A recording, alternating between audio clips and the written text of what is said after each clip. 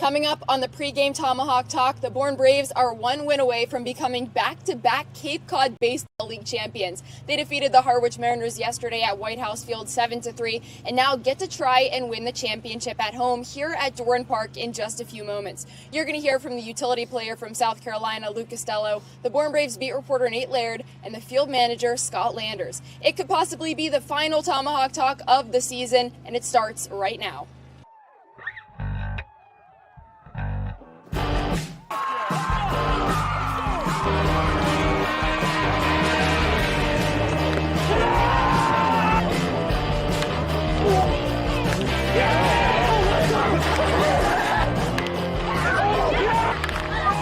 Left field, back on it, the left fielder approaches. It drops before the wall. Cooney scores. Simpson from third, around, touches home, and the Bourne Braves have the lead.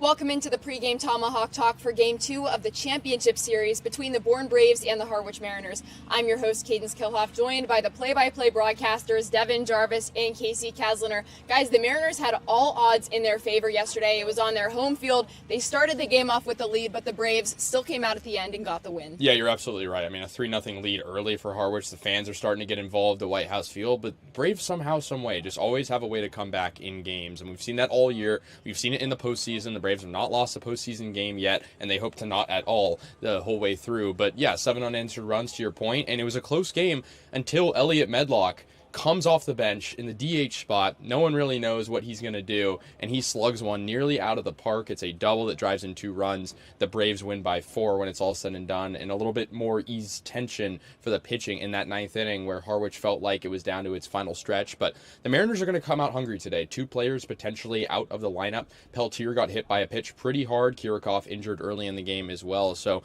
they're going to rally around their guys, hope to get a win and stay alive in the Cape Cod Baseball League season. Yeah, and overall just a really mature game from the Braves. You sit patient in the batter's box. You earn double-digit walks in an entire game that led to those numbers piling up for the Braves. But what's most impressive is they come back from down their first crooked number lead of the entire postseason. At worst, it was just 1 run, but the Braves worked their way back. They felt like they had been there before, despite not really seeing that type of adversity at any point so far this postseason. You got to give them a lot of credit. Again, Josh Surgow with just an excellent outing, maybe the most impressive so far of this postseason, based on what he had shown in the regular season and the gravity of the moment. It was the biggest moment for the Braves all season long, and he did an exceptional job as a middle game reliever to extend the game for the Braves, keep them in control, and eventually en route to taking over the lead. Josh Surgow kept the Mariners at bay while the Braves got to slowly work at taking the lead in that game. Let's check out the highlights from yesterday. The Mariners started this one off in the bottom of the 2nd with a single on a soft line drive to center field, and that puts the Mariners up 1 early on, and it doesn't end there. Cameron Seagraves losing a bit of control in this game with a wild pitch. That scores 1 more, but it's not done yet. Before Kirikov gets hurt in the outfield later on in the game, he sac flies to center field, and that gets Harwich 1 more before we move on to the top of the 3rd. And this is when Riker Waite, a guy that the fans all expected to step up in this game, finally does so. He doubles on a fly ball to left field, and that scores Gabe Milano. Meanwhile, Kirikov is hurt in the outfield. When it's Rustin Rigdon's turn to shine, he singles on a ground ball to right field. That scores Riker Waite because of a fielding error from Colin Larson, the right fielder. And just like that, the Bravos only down 1 going into the top of the 6th, and the wild pitch from TJ Zierman is what ties things up for the Braves. Then a few walks after that, Riker Waite comes up to bat. He gets the walk with bases loaded, 2 outs in the top of the 6th, and after that, Rustin Rigdon gets a walk of his own, and just like that, the Braves are up 5-3. Moving on to the top of the 9th, both teams didn't score until this point. Elliot Medlock doubles on a line drive to left field in the very first pitch and the very first at-bat of the game for Medlock when he pinch hit in the top of the 9th. The Braves end the game 7-3 over the Harwich Mariners and take Game 1 of the championship series. The Braves just capitalized off the Harwich Mariners' errors. They had 3 on the day, and Riker Waite, a guy that everyone was expecting to come out on this one and produce offensively, he went 1 for 4 with 2 RBI. But Elliot Medlock, someone not a lot of people may have expected to come out in this game, only had 1 at bat, had a 2 RBI double, and Josh Surgow, we can't forget about him, going 3 1/3 innings pitched, 4 strikeouts, giving up no runs, and he's really what helped the Braves win this game. Yeah, Josh Surgow's been excellent now in that appearance, and it really set up the Braves to win, like you said. But how about Elliot Medlock? We emphasized him before. He replaces a Gabe Milano who was struggling, but Medlock may have just earned himself a spot in the starting lineup for a clinching game today. I think the Braves should look toward that potentially as a guy in Elliot who had been clutch in certain situations. He hits the ball hard. He puts you in a position to go out there and succeed. I think overall, if you're deciding between him and Milano, I edge toward Elliot Medlock just for what he brings to this team. Also, he's a guy that deserves it. He's a great personality. He's worked exceptionally hard so far this summer, and it just seems like if the Braves want to go out there and put the best bats out, Elliot Medlock is the one of the 9 that you need. Yeah, and you look at some other guys in the lineup as well. Max Farrell comes in, a guy that, again, had been struggling a little bit on the postseason. He had 2 hits yesterday, including an RBI on a perfect bunt single. And then, how about Bryce Eastep? I know he didn't tally any hits yesterday, but he walks 3 times. He has been the second leadoff guy these past few games, and he's been consistent in that role, setting up Riker Waite at the top, allowing Riker Waite to produce and be that catalyst the Braves need.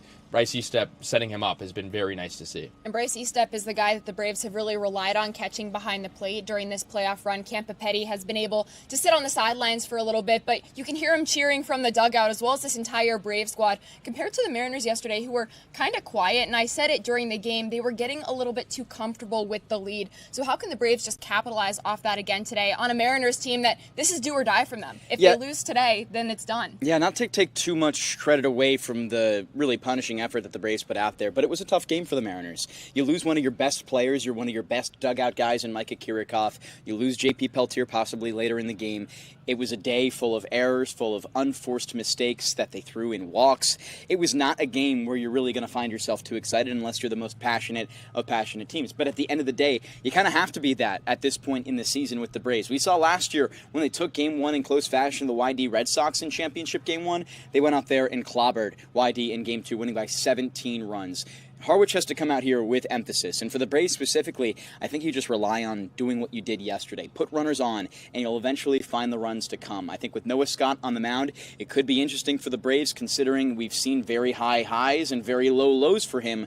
But it all depends what the bullpen can come out here and do. We know Ben Dean could possibly be hot today. Jackson Kircher, Maddox Webb as well. Those are possibly the 3 most punishing reliever arms that we've seen from the Braves so far this season, and it'll be really tough to come back from that if when they come in the game, the Braves have a lead. Yeah, and as we know, Steve Englert and the Harwich Mariners are going to be playing like there's no tomorrow. They're going to be using every good pitcher they can, have the Braves on their toes, whereas Bourne could technically, sit back a little bit more, just knowing that they might have to prepare for a potential Game 3. Harwich isn't in that mindset. There's a difference when you're down in the series. So the Braves, again, want to win this game at home, win the series right now, but also if the game becomes out of reach, they need to be economical, knowing that they have to play a potential Game 3, but they hope that that won't be the case and they can clinch the series at home for the first time under Scott Landers and at all. I mean, Scott Landers has won the championship multiple times with the Braves on the road. I think he's going to be motivated to win it here at home at Dorn Park. The Braves can't get too comfortable with this lead with the Mariners team that is one of the best, obviously, in the Cape Cod Baseball League. But coming up in the pregame Tomahawk Talk,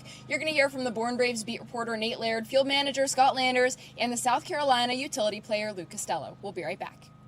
If you're a Massachusetts resident and don't have a bachelor's, you could be attending 4Cs for free, all while preparing for careers that actually move you forward. Aviation maintenance, nursing, dental, funeral service, we've got it all. capecod.edu/free. Heading to Nantucket this summer? Skip the traffic and take to the skies with Cape Air. With convenient flights from Norwood to Nantucket, you can start your vacation sooner without the hassle of traffic. That way you spend more time relaxing and less time getting there. Experience the Cape Air difference and book your next flight today at capeair.com. Let Cape Air be your wings in the Northeast. Game 2 of the Cape Cod Baseball League Championship Series is tonight at Dorn Park. The Braves lead the series 1-0 over the Harwich Mariners. Kasey Kazliner joined by Braves field manager Scott Landers. Skip, let's go back to last night. You guys get down 3-0 early at White House Field and storm back, scoring 7 unanswered runs. How were you able to come back? I think we held the course and took the momentum back. They scored 3, then we came right back and scored 2.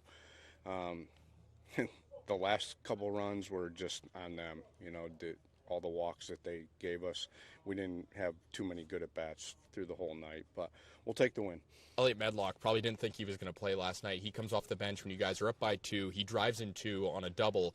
Just how important is it for a guy like that who, like I said, probably wasn't going to think he was playing and comes in and produces? Yeah, he's done a great job since he's been here in that platoon role and pinch hit and play sparingly. I love the kid. You know, he's ready to play when he's called upon, and hopefully he can do good things tonight. On the pitching side, Cameron Seagraves doesn't make it through 2 innings. You guys are down 3 and a little bit of a hole, and Josh Surgow comes in and absolutely shoves, gets through a few innings, striking out a lot of guys. Just how important was it for him to step up in that role? It was huge. You know, we had to bring a lefty out of the pen, and he got out of the jam in the, whatever it was, 2nd inning, and then he cruised through 3. So, all the relievers that came in did an outstanding job. Obviously, you guys don't want to think too far ahead, but tonight, potentially you could clinch the Cape Cod Baseball League title on home turf at Doran Park, which you haven't done yet before. How important and cool would that be for you as a manager? It would be awesome, you know. I mean, doesn't matter if it's on our field or somebody else's field. It's always a great feeling. That's what you set out, the start of the summer to do. And we got to this point, we put ourselves in position, and now we just got to, like I've said before, you can't look back at the past and, take anything for granted. We got to play like our backs are against the wall. Obviously, when you're in game and you're managing, you're focusing on the game, but the fans have been a big part of this run, and you obviously notice them in the background of your work. Just how big have they been as part of this run? Yeah, Bourne community has been awesome. I say that in most of my interviews, the host families, the administration, all of them, and we need their back. They need to have our back tonight and come out and be rowdy, and, hopefully we can get it done at home for them. Looking at tonight, Game 2, you have Noah Scott starting for you guys. He's had some blips this season, but over his last 13 2/3 innings of work, he's only given up 2 earned runs. Just how much confidence do you have in a guy like that in a big spot today? Yeah, he's got to come out strong and pitch his game. We have confidence in him. Obviously, he's out there on the mound and, do what he does best and learn from the last time he pitched against Harwich and myself. I got to learn and throw some different pitches. But, we have confidence. So hopefully he goes out and gives us, 5 scoreless. Skip, good luck tonight. Thank you so much. Tune into the broadcast at 6 p.m. Braves versus Mariners. The Bourne Braves beat reporter Nate Laird joins us in the pregame Tomahawk Talk now. Nate, for the most important start of the season, who do the Braves got on the mound? Well, the Braves are going to hand the ball off to Noah Scott, the righty out of Oregon State. It's been a real tale of 2 seasons for him. Started the year really rough, coming out of the Braves bullpen and a few starts. Through his first 4 outings, he gave up 13 earned runs. Since then, really calmed down on the mound. Has a 1.32 ERA in 13 1/3 innings since. In Scott's last outing, it looked like the ball hit him in the ankle pretty hard. He was out for a little bit, came back in the game, so hopefully he's all well rested and recovered for tonight's start. But Nate, who do the Mariners have on the bump? Well, with their season on the line, they're going to Brian Matachat, righty out of Sacred Heart. Hasn't had a start yet, but has been one of the Mariners' most trusted relievers this season. Won their team award for the best pitcher on their team throughout the season. He's made 8 appearances out of the bullpen, has a 3.38 ERA.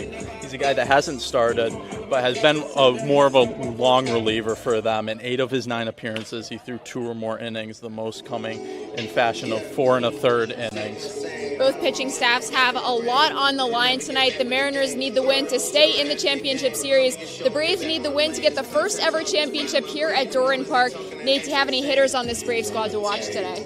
Yeah, a guy that's been a little quiet this postseason, but's been here the whole year for the Braves. That's Matt Bolton. The Braves' pretty much everyday center fielder. He's only batting 190 this postseason, but does have a home run. And that's really where he's contributed to this team over the past couple weeks of the season. He's got 4 home runs in his last 11 games after having 0 through the first part of the season. He's a guy that, if the Braves are going to win, might have a big moment tonight. Bolton started this playoff run out pretty hot and got colder since, so if he's going to step up, now is the game to do so. But another guy that has been here all summer long is Luke Costello, and I get to talk to him next pregame.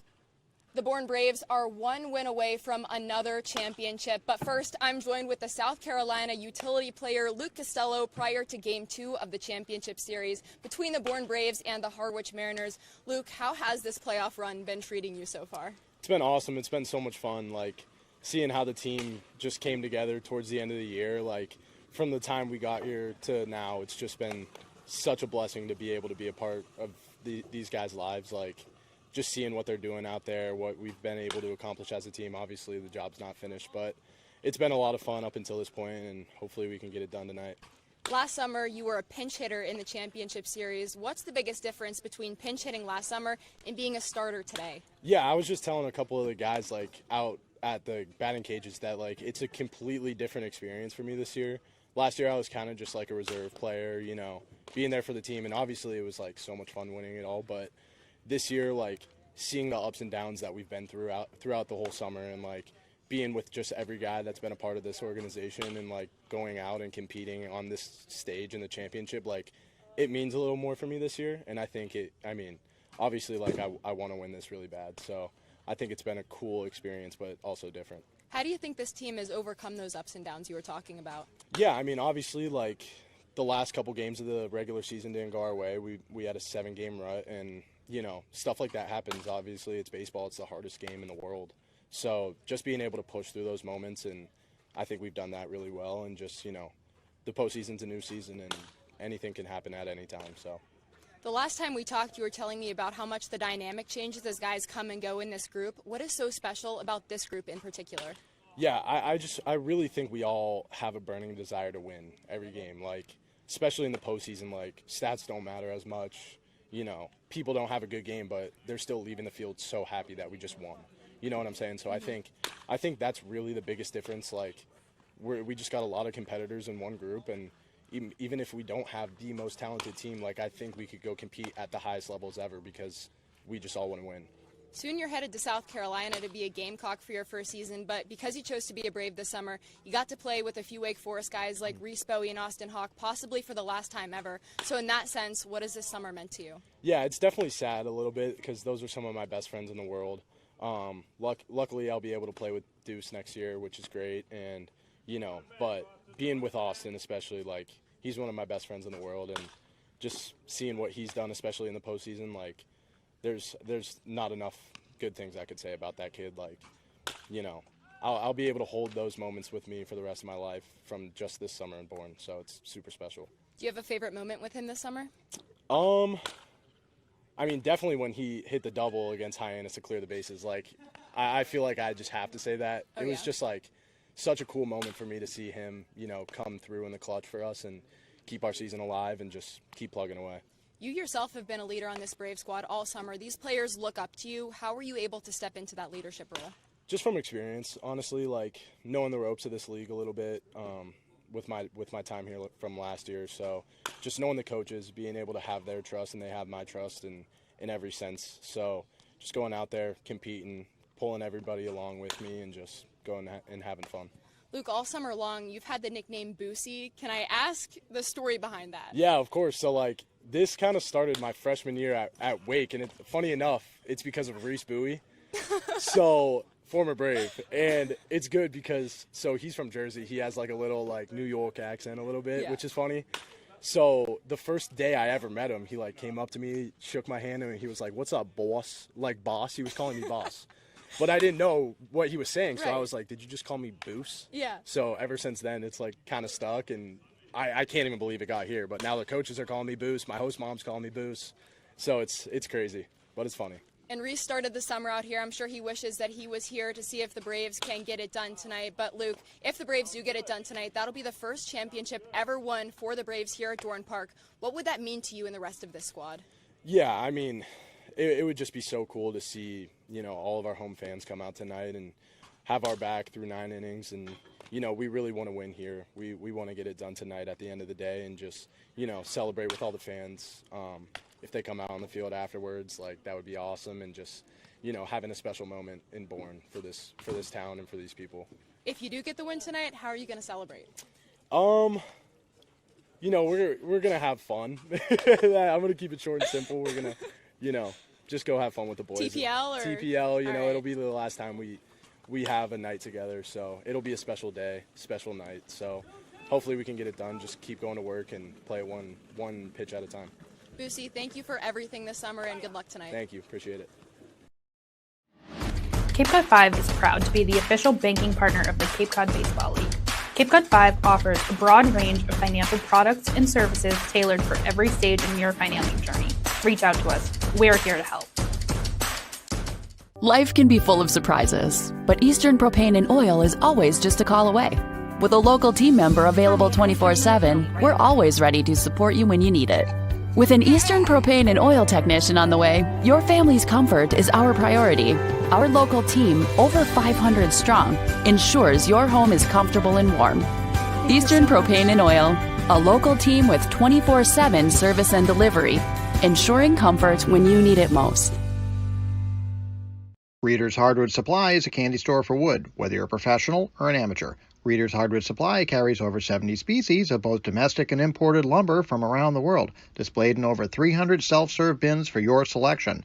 So for your next project, make it your masterpiece with stock from Reader's Hardwood Supply. The woods of the world are here at Reader's Hardwood Supply. It's just about game time between the Bourne Braves and the Harwich Mariners in Game 2 of the Championship Series. Welcome back into the pregame Tomahawk Talk. Once again, I'm Kaydence Kilhof, joined by Devon, Jarvis, and Kasey, Kazliner. And guys, for a Brave squad that won yesterday, they have a chance of taking the Championship Series at home for the first time ever. What's the main point of emphasis in today's game? I think just rely on what you've shown so far this postseason, which is overall connective baseball. We've seen the pitchers play off of each other exceptionally well, and we see the hitters go out there, get on base, and it'll eventually find your way into scoring runs. The Braves have been the most potent offense so far this postseason. They have the most dangerous bats of anybody who's played a postseason game more than just one. And with that, you have to rely on those guys to do what they do best, but also the pitching is going to be the crucial part today. This is going to be a hungry and motivated Harwich team after potentially losing two of their players. Oftentimes, you see a syndrome of players playing more aggressive and more passionate when they have to substitute their guys in. So I think for Bourne specifically, the pitching has to limit the walks, limit the unforced errors. The defense has to play the way they have all season long, but also from the hitting, the depth has to come through again. We saw that yesterday. Elliott Medlock, Max Farrell with really, really astounding games. If you see games like that from the 5 and on spot today, it's a good sign for Bourne. Earlier I said Harwich can't afford to lose and the Braves can, but I think contrary to that, the Braves are going to play like they can't lose. They're going to be playing like it is a Game 3 tonight because of how Scott Landers just treats baseball. I mean, we've seen every series so far. The Braves have gone undefeated in the postseason so far, and I think it's because of that mentality, knowing that how important it is to get a sweep, not go into tomorrow where things can go wrong, and if they do go wrong, you can't afford to climb out of a hole. So I think today is going to be a game like that where Scott Landers goes into it thinking, hey, this is like a Game 3. I'm going to treat it like that. And if the players buy into that mentality, I think the Braves should be in a really good position to potentially win tonight's game. And again, looking at Noah Scott, a guy that has struggled at times this season, but what a bounce back opportunity. We talked about Tyler Baird when he struggled against Falmouth at the end of the regular season. He goes out and pitches his best performance of the entire year in Game 1 against Falmouth in the postseason. I think Noah Scott could really redeem himself tonight. He hasn't been horrible this season. He's just had moments and blips where, he want to, move on from him, but he has been a very solid pitcher, and I think he's going to go out tonight and prove that. His last 13 2/3 innings pitched as a starter, he's only allowed 2 earned runs, and those all came in his last start against Harwich. Again, you're going to want to look for that bounce-back game. He allowed 4 runs, 2 of them earned in the first inning of the first of the 2 doubleheaders last week, but he didn't allow any for the next 3 innings. He responded exceptionally well, and for Scott here, he's got to come out and do what he did against Harwich in those 3 following innings. It's going to be his most important start, likely of his career as a Bourne Brave, and maybe of his entire collegiate baseball career. It's going to be an exciting one, but again, I think if the Bourne Braves get a good start from Noah Scott, you have some fantastic dogs out there to follow him to make it tough. The Braves as a whole started off this season an average team, and they're coming into the postseason as dominant as they've been all season long. Personally, what do you think has changed in this team with all the guys that have come and gone as a consistent group? What is different? I think sometimes you don't see the value in winning a regular season game the way you do in the postseason. You have to reflect on the last 12 games for this team. 7 losses to 5 wins. It's the longest winning streak the Braves have on the season right now with 5 consecutive, and that's because they understand the importance to these games. They understand there's no more room for error. Let's go out and let's play the best baseball we have all season. It's summer ball. It doesn't have the same weight as college ball, but sometimes you understand when the playoffs come, that's when you really got to try hard. Not saying these players weren't doing so in the regular season, but there's certainly less effort that goes into it just with the nature of the importance of the games. And it all starts at the top, right? Ed Blankmeyer Laird, Scott Landers, Jeff Lemoncelli, all the coaches, right? They're there to nurture this sort of playoff mentality that we've seen the Braves had, the past, basically the entire tenure under Scott Landers of, the regular season is important, but being able to eclipse that, rise above that when the postseason comes and forget about it. I mean, the first thing Scott Landers told us when, it was game 1 of the postseason, he said that 7-game losing streak's in the past. Whether or not the Braves were going to be a first-round exit or a champion, the 7-game losing streak was in the past either way. So it's a new leaf, it's a new page. I think, to your point, there's a mentality shift. There's something that Scott Landers has a way of doing where, you can eliminate the stress and the hardship at the end of the regular season. Something that I've noticed in this team is a change of selfishness. Obviously, there wasn't much at the beginning of the season, but something stuck out to me when I was talking to Elliot Medlock post-game yesterday. I asked how it felt to be put in as a pinch hitter in that 9th inning there when it really mattered most for the Braves to send things into Game 2 of the championship series on a high note. And he said he's just honored to be even a small part of this team. And another guy that came to my mind when I was thinking about this was Josiah Overbeek. In every single interview that I talked to him, he said, I just want to win. I'll do anything that I can for this team to win. And I feel like the closer that the Braves got to playoffs, the more and more that they cared about that kind of mindset and doing whatever they could to get every single player on the board. Yeah, I think sometimes in the regular season you're thinking about how I can show out to these scouts, how I can impress coaches as I'm currently in the transfer portal looking for a new home. And in the playoffs, that goes aside, right? It's a selfless effort to try and win a championship at that point, not boost your own draft stock. And that's the biggest thing. They've flipped that mindset. They've come in here as a connective team, and they are the best team because they want it the most. That's the biggest thing. Yeah, I mean, look at a guy like Matt Bolton, right? Like, he had a really good June. He hit over 340, was an all-star, struggled a lot in July. He could have said, hey, I want to go home. I'm getting tired of this. But no, he stuck here the whole way through. I know he struggled a bit last night, but it's that mentality of, hey, I want to be here. I want to finish strong. I want to finish what I completed under Scott Landers. There's plenty of guys you could point at for that mentality, some pitchers as well, but I think a guy like Matt Bolton really embodies that mentality. And, when he's not producing at the plate, his defense has been very solid in the outfield, so any way you can bring a tangible asset to the team is important. You can tell the players want to be here, and we want to be here too. So coming up on the pregame Tomahawk Talk, these guys are going to be on the call, and you'll catch me on the sidelines for Game 2 of the championship series. We'll see you then. If you can dream it, if you can cruise in it, if you can summer in it, fish from it, or take it for a day at the beach, we can protect it. The Baldwin Group. Protecting the possible. Try it, then buy it. Rent a new cat for up to 90 days. Then apply 100% of the rental cost to the purchase and save. The Milton Cat Rent to Purchase offer. Try it, then buy it. Go to miltoncat.com/RPO.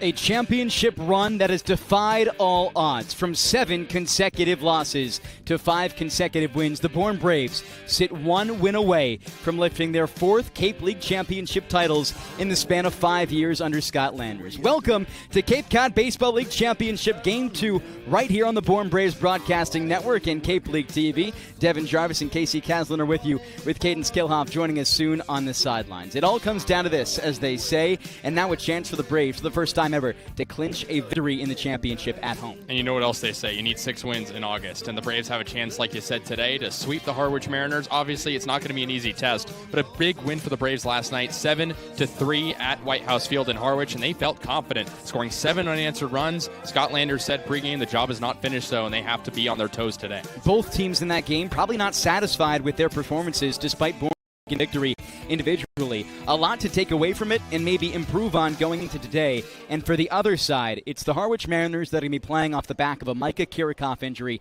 that could light a fire under this team into keeping their season alive. You're absolutely right. They are going to be playing because there's no tomorrow, but they're going to be playing like there's no tomorrow as well. And for the Bourne Braves, they kind of have to adopt that similar mentality. We were talking about it in the pregame show. The Braves could accept a loss here and play a game 3, but they don't want to do that. They want to be able to win on their home turf, and not just that, play like there's a fire under them as well, and kind of have that similar mentality. The Braves are hoping that there is no tomorrow for the Harwich Mariners. They might be a little bit nervous, and with more on the personalities of this dugout ready for Championship Game 2, we send it diamond side for Kaydence Kilhof. Well, Devon, I actually just spoke to the first base coach, Jelani Hammer, and he said there's no nerves at all.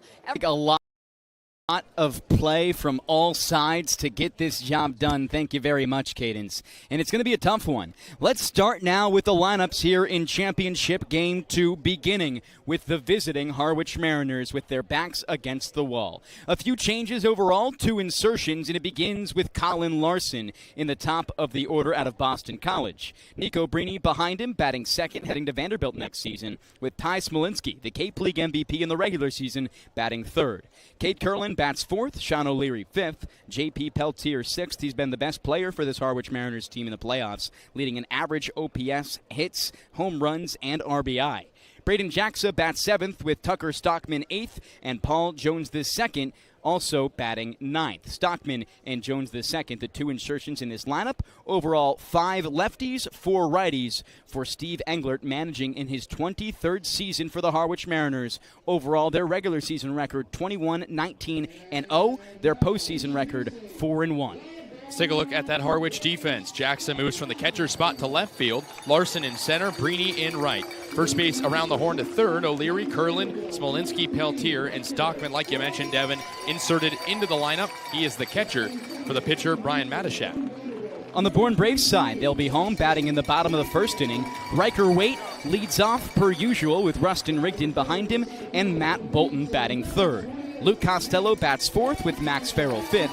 Justin Osterhaus sixth. Austin Hawk seventh. Elliot Medlock, the only insertion in today's lineup, batting eighth, with Bryce Estep batting ninth. The Braves bring out 2 lefties, 2 switch hitters, and 5 righties, and are managed by Scott Landers in his 5th season, a regular season record of 18-19-3, a postseason record of 5-0. And if they get the job tonight done, it'll be a sweep in the playoffs and Landers' 4th ring in his first 5 years as a manager. Braves defense was stellar last night. Let's go over it. Osterhaus in left, Bolton in center, Costello in right. The exact same as last night. Farrell at first, Rigdon at second, Wade at short, Hawk at third, Estep at catcher. Devon, this defense has not changed, and for good reason. For good reason, because they've been excellent so far this postseason.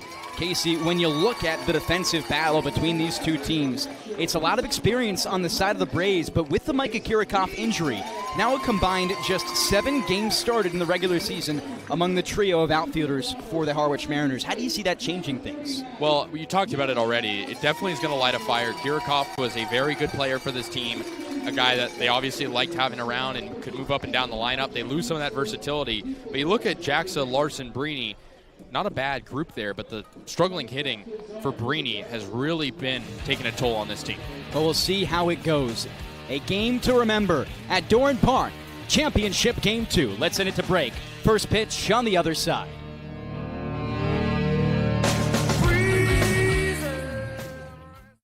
A Massachusetts resident and don't have a bachelor's, you could be attending 4Cs for free, all while preparing for careers that actually move you forward. Aviation maintenance, nursing, dental, funeral service, we've got it all. capecod.edu/free. Heading to Nantucket this summer? Skip the traffic and take to the skies with Cape Air. With convenient flights from Norwood to Nantucket, you can start your vacation sooner without the hassle of traffic. That way you spend more time relaxing and less time getting there. Experience the Cape Air difference and book your next flight today at capeair.com. Let Cape Air be your wings in the Northeast. If you can dream it, if you can cruise in it, if you can summer in it, fish from it, or take it for a day at the beach, we can protect it. The Baldwin Group. Protecting the possible. Cape Cod 5 is proud to be the official banking partner of the Cape Cod Baseball League. Cape Cod 5 offers a broad range of financial products and services tailored for every stage in your financing journey. Reach out to us. We're here to help. Try it, then buy it. Rent a new cat for up to 90 days. Then apply 100% of the rental cost to the purchase and save. The Milton Cat Rent to Purchase offer. Try it, then buy it. Go to miltoncat.com/RPO.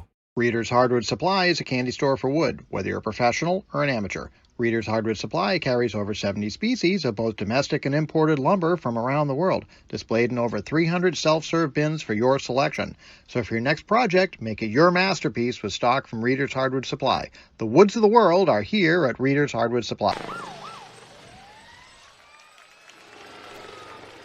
Welcome back to Cape League Championship Game 2 here on the Bourne Braves Broadcasting Network and Cape League TV. Top of the first inning now. Let's once again run you down that Harwich lineup who will be batting first here in top one. It goes Larson, Breeny, Smolinski, Kurland, O'Leary, Peltier, Jaxa, Stockman, Jones. The outfield from left to right for the Braves defending, Justin Osterhaus in left, Matt Bolton in center, Luke Costello in right, first base around the horn, Max Farrell, Rustin Rigdon, Riker Waite, and Austin Hawk, with Bryce Estep behind the dish, catching for the pitcher in Noah Scott. Over his last 13 2/3 innings as a starter, he's been phenomenal, allowing just 2 earned runs. But he faced this team in Harwich in his last start and allowed 4 runs in that first inning, only 2 of them earned. He's going to have to be clean today in the biggest game of his summer. Yeah, and he got hit around in that game. The command was not bad. He only walked 1. He also got hit by a comebacker in that game that kind of threw him off a little bit. But, yeah, he allowed 6 hits in that outing. He went 4 innings, though. If he can eat up innings in this game without allowing command issues and getting hit around to cave in on him, he'll be in a good spot. I have a lot of confidence in a guy like Noah Scott, who has shown improvement under Scott Landers, and he plays for some of the best at Oregon State as well. Mitch Canham is a very good pitching coach, too. So you know that he is settled in. He knows what this moment is going to look like for him. Calling balls and strikes for Noah Scott is Robert McHugh, with Jeffrey Merzell, the umpire at first base, Brendan Murphy, Cape League Umpire of the Year, at second, and Mike Hinojosa at third base. The Bourne Braves wearing their navy blue tops with Bourne across their chest, filled in with an American flag. Red numbers and letters on the front and back, with white pants, a red stripe down the side, and red socks. Their hats, navy blue with a red bill and a red B logo on the front of it. On the other side, the Harwich Mariners in their full baby blue uniforms, red Harwich on the front, red numbers on the front and back as well. With pull-ups, it's red socks, white and blue as well. They'll be wearing their red hats with a baby blue bill and a red H on the center. It's the biggest game of the year for everybody involved, and it starts in just a few moments. Noah Scott going to have his work cut out for him. This top of the lineup, Kasey, has struggled for the most part. Nobody with a batting average for Harwich in these top 3 above 250 so far this postseason. And Nico Breeny, specifically the 2-hitter, hitting .087. Yeah, he struggled, and Ty Smolinski has struggled as well. He's hitting .211. Did have a hit last night, but he's the league MVP. And obviously that is a regular season award, but if he wants to be remembered in Harwich forever, he's going to have to turn things around, really carry this offense that you talked about. Was only really productive in 1 inning. They did threaten the rest of the way, but the Braves pitching held in check, only 3 runs allowed. The MVP has only 3 hits in now 5 games against the Bourne Braves. He'll have to have a big day to keep his season alive. Noah Scott throwing in his final warm-up pitch. The Bourne Braves ready to go for a packed house here at Doran Park, hoping to see their first championship victory at home. And we begin with a lefty batter in Colin Larson. Out of Boston College, he's local to this area during the collegiate season. He digs in the lefty's box, 5'9", 185. 0 for 4 yesterday with a strikeout. Overall, just 1 hit among the top 3 in the lineup today in yesterday's contest to the Braves, where the Braves won Game 1 7-3. Overall, 4 pitchers during that game for the Braves. They were very efficient, hoping to keep that efficiency up today. Haven't lost a game in the postseason. Scott works from the line, fires the first one. It's up and outside to the lefty batter in Colin Larson. Larson has been a staple in this lineup for Harwich. So many of these Harwich players have been here since the beginning, Larson being one of them. 33 games in the regular season, an OPS of .809, second on the team among qualified guys. 1-0 comes in, he smacks it to center field. Larson sees Belton range back and make the grab for out number 1. This first inning could be critical for the Braves. They've scored in the first inning of every single playoff game except for Game 1 yesterday. Yeah, and on the defensive side, it'll also be a big tone setter. That was some hard contact from Larson, who swung a good bat during the regular season, but good for Bolton, the range back. He has taken poor routes sometimes, but that time he stayed calm. He made the catch. Nico Brainey, the lefty, stands in now as the second batter of the day against Noah Scott. Transferring from North Carolina to Tennessee, Wofford to Vandy. Scott works from the wind, delivers the first pitch home. He takes for a strike, top half. Nico Brainey has really struggled this postseason.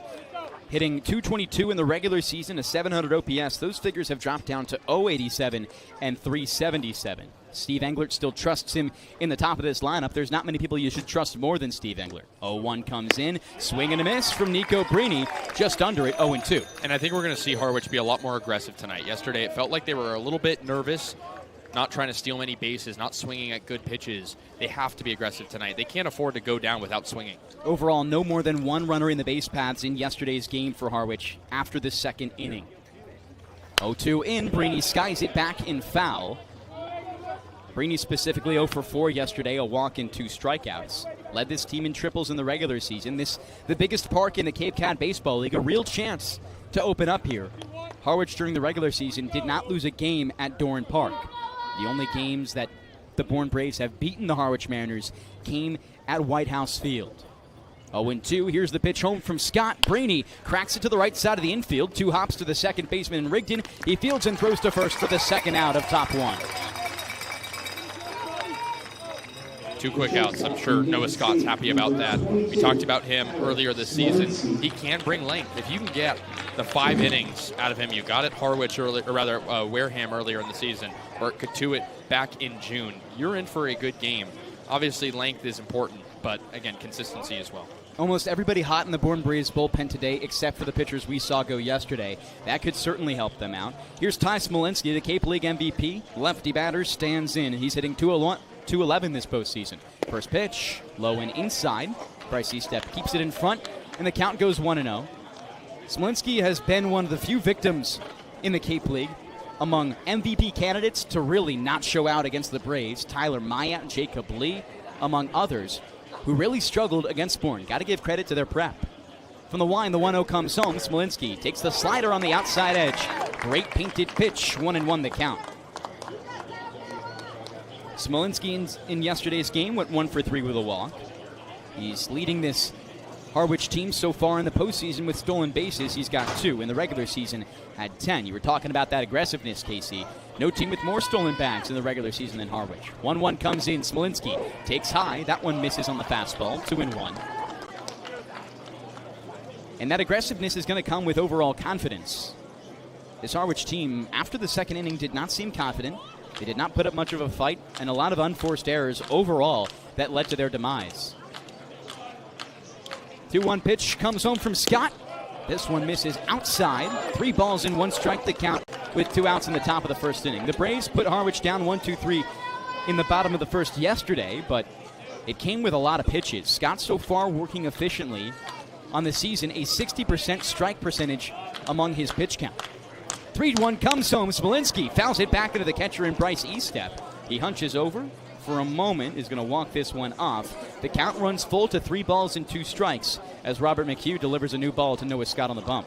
And I think if you're the Braves, you talked about basically every pitcher being available potentially. And with that being said, Scott doesn't necessarily have to worry about his pitch count maybe as much, but I think the emphasis is still there to throw strikes. If you can just, again, battle. Even if it's an 8-pitch at-bat, just keep battling. That's the sentiment, I feel like, right now. 12th pitch of the inning here for Noah Scott. The crowd already getting into it here at Doran Park. He looks in, dishes home. Smolinski swings and misses. Braves put him down 1-2-3, but no. Never mind. Smolinski tagged at the plate on the drop, 3rd strike. And the Braves put him down 1-2-3 in top 1. They bring the bats out for bottom 1 here in Cape League Championship Game 2. We'll see you in just a few moments.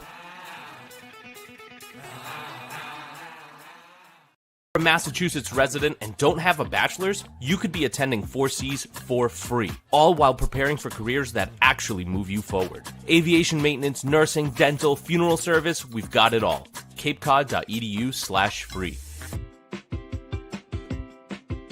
Heading to Nantucket this summer? Skip the traffic and take to the skies with Cape Air. With convenient flights from Norwood to Nantucket, you can start your vacation sooner without the hassle of traffic. That way you spend more time relaxing and less time getting there. Experience the Cape Air difference and book your next flight today at capeair.com. Let Cape Air be your wings in the Northeast. If you can dream it, if you can cruise in it, if you can summer in it, fish from it, or take it for a day at the beach, we can protect it. The Baldwin Group. Protecting the possible. Cape Cod 5 is proud to be the official banking partner of the Cape Cod Baseball League. Cape Cod 5 offers a broad range of financial products and services tailored for every stage in your financing journey. Reach out to us. We're here to help. Try it, then buy it. Rent a new cat for up to 90 days. Then apply 100% of the rental cost to the purchase and save. The Milton Cat Rent to Purchase offer. Try it, then buy it. Go to miltoncat.com/RPO. Reader's Hardwood Supply is a candy store for wood, whether you're a professional or an amateur. Reader's Hardwood Supply carries over 70 species of both domestic and imported lumber from around the world, displayed in over 300 self-serve bins for your selection. So for your next project, make it your masterpiece with stock from Reader's Hardwood Supply. The woods of the world are here at Reader's Hardwood Supply. Bottom of the first inning in Cape League Championship Game 2. It's 0-0 between Harwich and Bourne. In the bottom of the first, the Braves bring up Riker Waite, Rustin Rigdon, Matt Bolton. The following parts of the lineup goes Costello, Farrell, Osterhaus, Hawk, Medlock, Estep. Defensively, Harwich. In left field, Jacksa. In center, Larson. In right, Breeny. First base around the horn, O'Leary, Kurland, Smolinski, Peltier. With Tucker Stockman catching for the pitcher in Brian Matashat, making his first start of the summer in a Harwich Mariners uniform. Could be a tough task, and he does it in the biggest game of the year. Riker Waite, the switch hitter who bats left, digs in. And Matashat, who has seen the Bourne Braves before, will have a tough task. The best offense so far in the postseason has been the Bourne Braves. He works out of a hybrid windup, masks his face against the switch hitter, looks in, kicks and dishes home for the first pitch. Waite takes outside a ball. For somebody who's gotten used to relieving in games, now having to step up as a starter, Kasey, what type of pressure does that put on a guy in not only that situation, but the biggest game of the year, as the 1-0 pitch from Matashat works from the wind home? Here it is. Waite takes a strike on the outside edge as a fastball. I think there definitely is some pressure, but I think he has to treat it like it's just another game.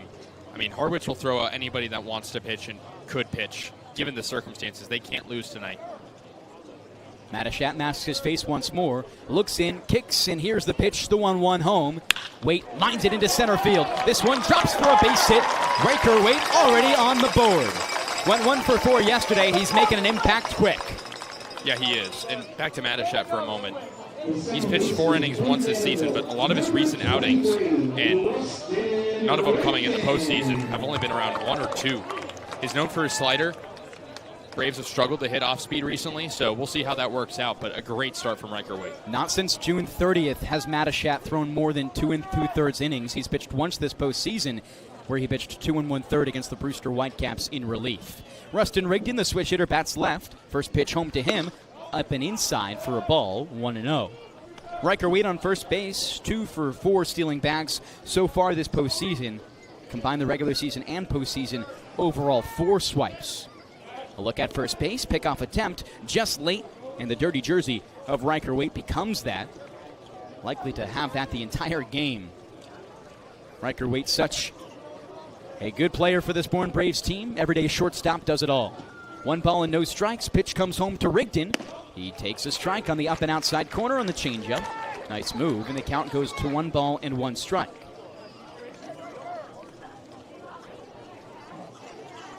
Riker Waite and Rustin Rigdon, teammates at Vanderbilt, likely to be the starting center fielder and shortstop, respectively, Rigdon and Waite. Look at first again. Throw over is late. Waite safe with a head first dive. Rigdon still kind of searching for that extra base pop in the postseason. He's really been a consistent hitter, but was robbed of a home run last night with getting under it a little bit. Here's the 1-1 pitch home.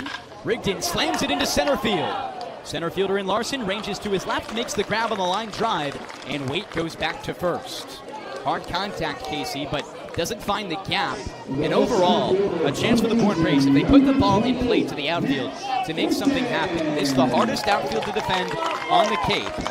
And again, only 7 combined starts among these 3 in the outfield during the regular season. Yeah, the old adage is put the ball in play, good things happen. And the Braves have shown that last night. A couple of errors on the defensive side for Harwich. It should work out tonight, too. Lefty and Matt Bolton stands in now. First pitch home. Bolton takes high, a ball. No ball, 1 ball, no strikes, 1 out. 0-0 the score in Cape League Championship Game 2. The Braves really hoping to get that win today. Would mean a lot to the program and to these players here. Here's the 1-0 pitch. Fires home as Waite goes outside. The throw into second base is late. It pops out and the pitch a ball. Riker Waite manufactures a runner in scoring position. And the Braves have a chance to strike first, as they've done in all but 1 playoff game so far.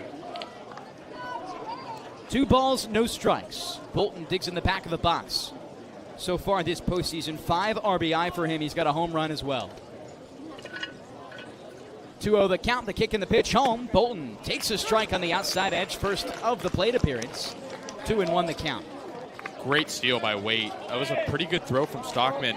Waite was sprinting off a good jump. I thought he timed it up perfectly, but he's just doing everything he can despite the good throw. 2-1 pitch comes home. Bolton skies it high in the middle of the infield. Second baseman in Curlin ranges to his right, makes way for the shortstop Smolinski, and makes the catch just 2 feet between the mound and home plate. 2 down in bottom 1. The Braves are threatening, as they did against the Harwich Mariners many times in yesterday's game. And here's Luke Costello, first righty of the day for Matachat. Last time out, he got hit around. Already 1 hit for the Bourne Braves here in the first. Righty stands in. Matachat, the righty pitcher, fires home. Costello takes a strike. That one nips the inside third of the strike zone. The count goes no balls and 1 strike. And he's eager to contribute too. 2 walks last night. He had been one of the best postseason contributors for the Braves. He's gotten a little colder, though, recently. I'm expecting him to be angry and wanting revenge. 0 for 3 in yesterday's contest. Here's the 0-1 pitch from Matachat home. Costello takes low. It misses for a ball. Luke Costello, so far this postseason, was so good in the first 4 games that even the slow recency doesn't matter. He's hitting .353 with an OPS of 1248. A home run, a double, and a triple. 1-1 comes in. Costello jam shots it up the right field line. A chase from Brini down the line. He dives and makes the catch. Dirties himself on the warning track, but a run-saving play for Nico Brini in the first inning. The Braves can't score any with 1 hit, leave 1 stranded in scoring position. No errors for Harwich. We take things to top 2 on the Bourne Braves Broadcasting Network and Cape League TV. If you're a Massachusetts resident and don't have a bachelor's, you could be attending 4Cs for free, all while preparing for careers that actually move you forward. Aviation maintenance, nursing, dental, funeral service, we've got it all. capecod.edu/free. Heading to Nantucket this summer?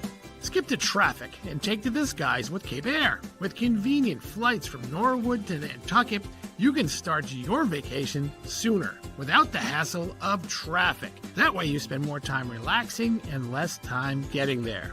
Experience the Cape Air difference and book your next flight today at capeair.com. Let Cape Air be your wings in the Northeast. Cape Cod 5 is proud to be the official banking partner of the Cape Cod Baseball League. Cape Cod 5 offers a broad range of financial products and services tailored for every stage in your financial journey. Reach out to us. We're here to help.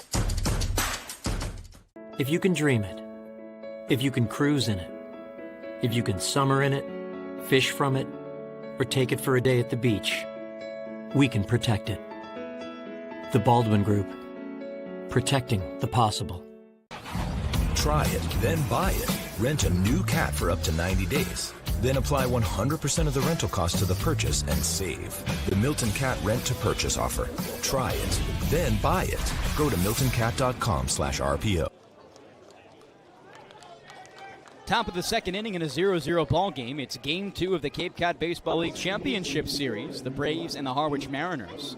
Harwich up to bat here against Noah Scott for the second inning. Scott went really efficient in the first. Down 1-2-3 with just 12 pitches total, and he faced arguably the 3 toughest bats.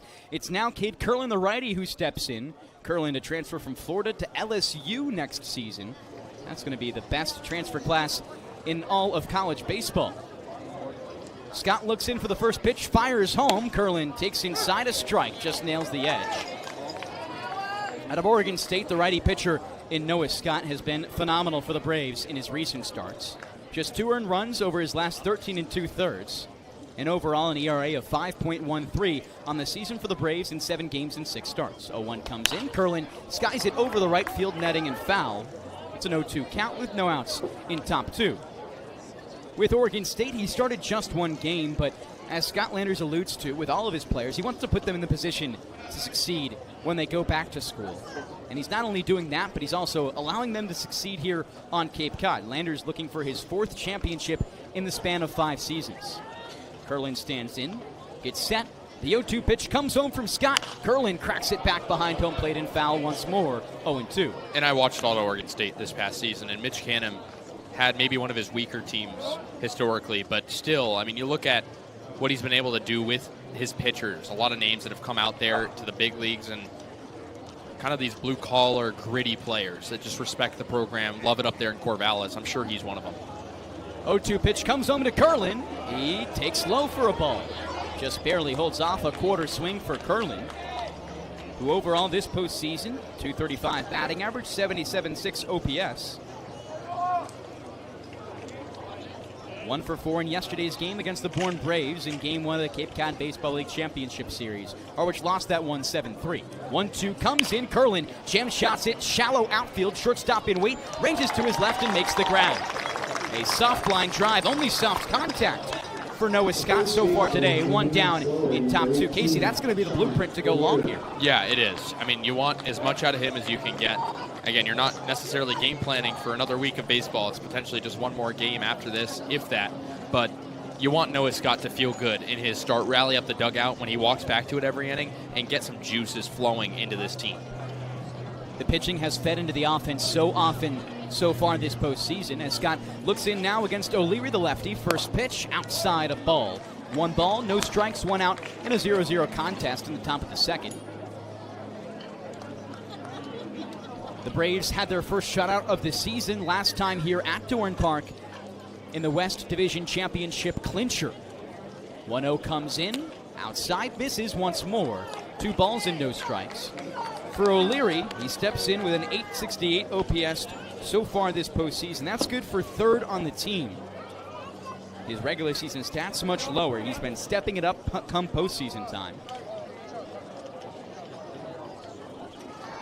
And looks to impact here so far. 4 up, 4 down for the Harwich Mariners, managed by Steve Englert. With a tough game yesterday, didn't have much impact offensively. 2-0 comes in, swing and a miss from O'Leary on the outside fastball. The count goes 2-1. 5 RBI for O'Leary so far. He's been very productive in his situations, teeing up for the top of this lineup. Stands in the 5 slot and wants to be the first base runner of the day for Harwich. 2-1 pitch, dishes home. O'Leary clacks it 2 bounces to the left side of the infield. Shortstop in wait, fires to first in time. 2 down, 5 up, 5 down in this game for the Braves. Yeah, and that's a good play by Waite. That ball probably looked a little softer off the bat than it actually was. He had to take a little bit of a tough hop at his neck level to make the play. That's good stuff from Riker Waite. Riker Waite, only 1 error on the season. It came in the postseason. Overall, the Braves have really enjoyed his presence. He's been the best offensive bat for this team, and overall the best defender despite that error. J.P. Peltier, another righty, stands in. Only the second of the day that Noah Scott has seen. Curlin, the first batter of this inning, the first. From the line, the first pitch home. He cracks it up the right field line. It spins out of play, foul. They're late to Scott so far in this one. But the importance of his start to tee up the back half of this Bourne staff is crucial. Again, we mentioned before, a lot of this staff ready to go and ready to compete all but yesterday's pitchers likely hot. The 0-1 comes in. He skies it once more up the right field line, the same place out of play. In the count, no balls and 2 strikes in a 0-0 contest. Peltier has been the best bat so far this postseason for the Mariners. Leads in batting average, OPS, hits, home runs, and RBI. On the regular season, led the team with stolen bases. 1 for 3 yesterday with a double. He leans back in the middle of the righty's box. Here's the 0-2 pitch home. Peltier takes way outside. Was a question on whether we'd see him in today's game. Got hit by a fastball just by his wrist. It got scary, Kasey. But it's huge for the Mariners not to lose both Kirikov and Peltier. He stays in this game. You need him. He's hitting over 360 in the postseason. He has been the heart and soul of this lineup. The 1-2 pitch comes home from Scott. Peltier takes strike 3 on the inside edge. Second strikeout of the day. The Braves have put the Harwich Mariners down 6 in a row. It's 0-0. Bottom of the second, we take it to.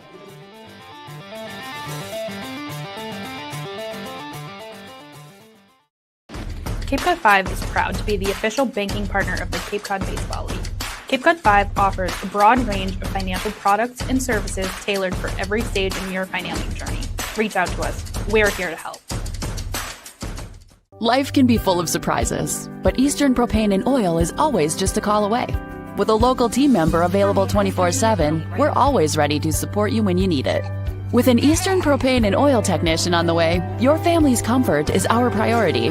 Our local team, over 500 strong, ensures your home is comfortable and warm. Eastern Propane and Oil, a local team with 24/7 service and delivery, ensuring comfort when you need it most. Reader's Hardwood Supply is a candy store for wood, whether you're a professional or an amateur. Reader's Hardwood Supply carries over 70 species of both domestic and imported lumber from around the world, displayed in over 300 self-serve bins for your selection. So for your next project, make it your masterpiece with stock from Reader's Hardwood Supply. The woods of the world are here at Reader's Hardwood Supply. If you can dream it, if you can cruise in it, if you can summer in it, fish from it, or take it for a day at the beach, we can protect it. The Baldwin Group. Protecting the possible. Bottom of the second inning in the Cape Cod Baseball League Championship. Bottom of the second inning, the Cape Cod Baseball League Championship Series. It's Game 2. And the Braves right now 0-0 up to bat against the Harwich Mariners pitching staff. Still with Matachat on the mound. Again, typically a reliever. The Braves got to him with Riker Waite to start, but the following 3 were put down consecutively. It's the 5-hitter in the order in Max Farrell who begins things out of San Diego State University. Kasey, he had his best game as a member of the Braves in yesterday's Game 1. Yeah, he did. And again, Farrell is such a guy that you can plug and play him kind of anywhere. He's a speedster. He can swing the bat well. He can lay down a bunt. I love this addition. Farrell out of the right side against the righty pitcher in Matachat. Here's the first pitch from the wind home. Farrell skies it above the first base netting and foul. The Braves have really appreciated these new additions. Max Farrell alongside Gabe Milano and Cam Papetti all joined the Braves after the finish of their Ocean State Waves NECBL season to join the Bourne Braves in the Cape Cod Baseball League. They're loving it here. Here's the 0-1 pitch home from Matachat. Farrell swings and misses on the low outside slider. He's down, no balls and 2 strikes with no outs in bottom 2. That Ocean State Waves team was one of the worst teams in NECBL history. They were from Matachat. Farrell fouls it off in the backstop. That stat line for Farrell in the 7-3 victory for the Braves over Harwich yesterday. 2 for 4, a run scored, a double, a walk, and a strikeout. Hit just 300 with a 600 OPS for the Braves in the regular season. No walks and 4 strikeouts. The 0-2 comes home. Farrell grounds it up the third base line and toward his own dugout foul. He's one of the X factors for this team, it seems. When he performs well, the Braves will. Overall, the back half of the lineup for the Braves only saw hits from 2 players, Elliot Medlock, a pinch hitter, and Max Farrell here at the plate. The 0-2 pitch comes home from Matachat. Farrell pounds it up the middle of the infield on the ground. Shortstop in Smolinski fires to first just in time by a step for out 1. I think he'll take that from Farrell. Drives up the pitch count a little bit on Matachat after a quick first inning. And again, the Braves just need that one hit, that one breakthrough to send the message to the rest of the order. During the regular season, it was exclusively relief appearances for Matashak. Overall with Harwich in a total of 8 appearances, just 285 pitches. So he averaged just under 40 per appearance. The first pitch comes into the lefty, and Osterhaus for a strike on the outside edge. To be precise, an average of 35 pitches per outing. The 0-1 comes home to Osterhaus. He takes upstairs just by his chin level for a ball. Today so far he sits at 19. The Braves brought 4 batters in the first and 1 down here and nobody on in the second. He dishes the 1-1 home. Osterhaus takes high, just nips the edge of the strike zone. The count goes 1-2. And for one of the first times today, we see Matashak ahead in the count. He's been behind for most of it, yet to have a strikeout so far. The 1-2 comes home. Osterhaus rips it on the ground to the second baseman, and Curlin, weird hop to him, fires to first base, just barely in time again. 2 outs in bottom 2 with nobody on for the Braves. The infield, has played really tough today. You've seen on both sides. Everyone's made their plays so far, but if you hit one hard enough on the ground, the lip is going to send it to the outfield for sure. It's been a notorious infield lip here at Dorn Park all season long. The Braves have felt less susceptible than opponents. Overall, their home record reflects that in a sense. 12-7-1 at home compared to 6-12-2 on the road in the regular season. Elliot Medlock, the only insertion, digs in. First pitch to the righty, a strike. Outer third. Out of this, Austin Hawk. Hawk 0 for 4 yesterday with a walk. Austin Hawk began his first 4 games of the postseason in electrifying fashion. The 0-1 pitch home from Matashak out of the wide. Here it comes. Half swing from Hawk. He went. No balls and 2 strikes. Austin Hawk in his first 3 games, Kasey, a .769 batting average, a .1709 OPS, and 8 RBI. He was unreal.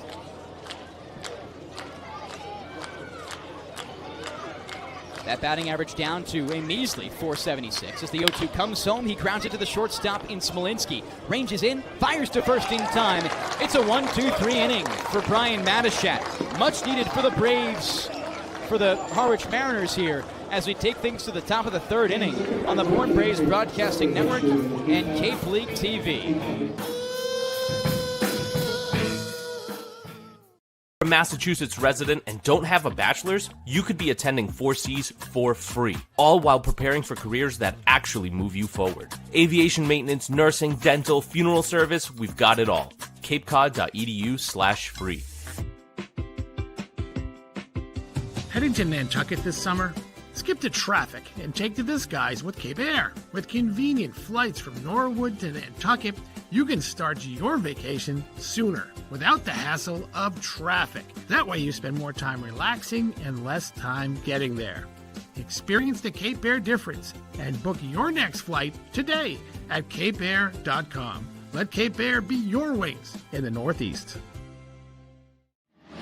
Cape Cod 5 is proud to be the official banking partner of the Cape Cod Baseball League.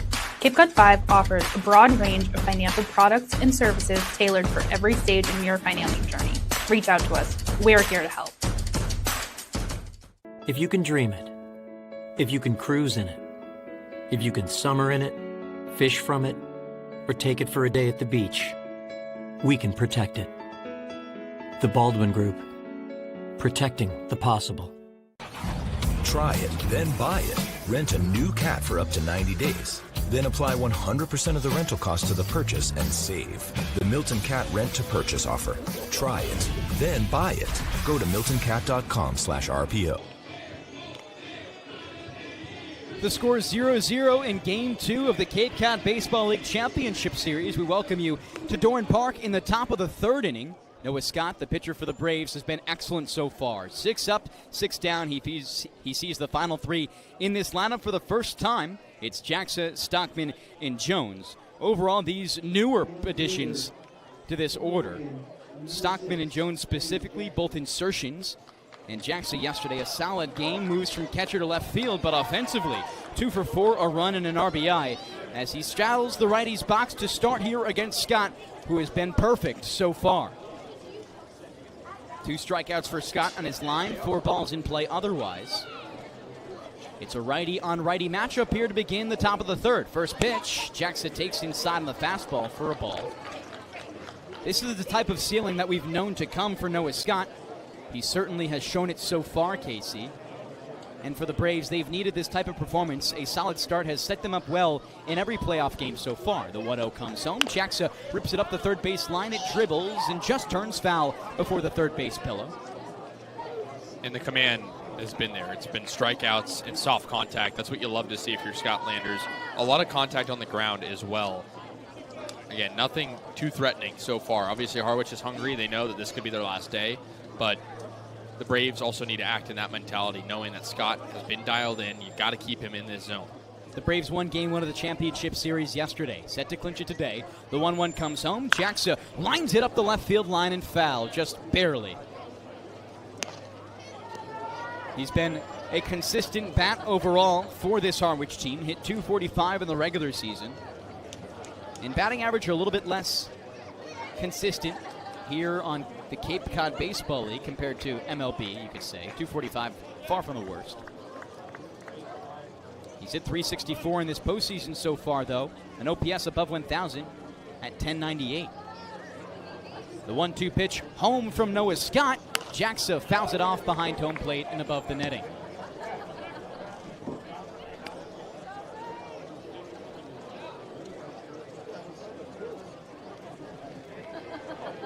It's the matchup that Noah Scott prefers, righty-on-righty matchup. It's his first appearance of the postseason. He's hoping to make it a good one, likely his last as well. Nods his head and stands on the hill. Here's the 1-2 pitch home to Jackson. Swing and a miss. 7 consecutive retired for Noah Scott. And now back-to-back strikeouts going back to top 2. Yeah, he's just in his zone right now. He knows the moment. Again, you got to treat it like any other game, but feels like he is blocking out the noise. Tucker Stockman stands in. He gets set for his first start of the Cape Cod Baseball League Championship Series. Did not appear in yesterday's game, but stands in as the catcher. Scott works from the line, the first pitch home. Stockton takes inside a ball. Stands at 6'4", 230. The 2 catchers in this lineup that we've seen have been Jackson and Stockton. 6'6" for Jackson, 6'4" for Stockton. Big players. Scott masks his face, dishes the 1-0 home, and Stockton lays off of it just inside a ball. At a Southern Miss, one of the better mid-major programs in the entire country. He's really assisted a good relationship between Steve Englert and the Southern Miss program. 2-0 comes in. Stockton lines it up the right field line. Right fielder in Costello ranges back by the wall and makes the grab. The pesky pole here at Doran Park nearly got treated. Instead, it's out number 8 consecutively for Noah Scott. It's probably the hardest contact Harwich has had all day. Larson had some good contact back in the first, but Scott just needs to know that he's doing the right thing. Can't change up your approach right now as he tries to get through the order. Perfect. Here's Paul Jones the second, another insertion. He pinch hit in yesterday's game for the injured Micah Kirikov. Went 0 for 3. First pitch home to Jones. Swing and a miss on the outside fastball. No balls, 1 strike with nobody on for Harwich. 2 outs in a 0-0 ball game, and the Braves cruising well so far despite no offensive action. They're the only one with a base runner in this ball game. Scott works in, kicks and fires, and Scott lays off of it. Rather, Jones misses low, and the count 1-1. Jones this postseason hitting .250. No extra base hits. Overall 3 hits on the season. And a total of 12 at-bats. 1 ball, 1 strike. Pitch comes home from Scott. Swinging a foul tip back into the glove of Bryce Eastep to make it a 1-2 count. The Braves have not had a pitcher all season long go perfect through their first 9. Have a chance to right here for Noah Scott against Jones. 1-2 comes home. Jones, broken bat, dribbler up the middle. Scott picks it up on one bounce, flips to first. He's perfect through 3. Can't ask for much more there. The Braves and Mariners tied at 0. And just excellence all around from the Oregon State Beaver. You couldn't ask for much more at all, and perfect is exactly what you want, keeping the pitch count down 2. Scott with just 37 so far in this one. Yeah, I mean, he's doing everything he's asked upon. I'm interested to see what Scott Landers has to say coming up, because it feels like Noah Scott is kind of just isolated in a good way. He is understanding that this is a big game and just not letting it get to him. Let's send it diamond side. Kaydence Kilhof alongside field manager Scott Landers.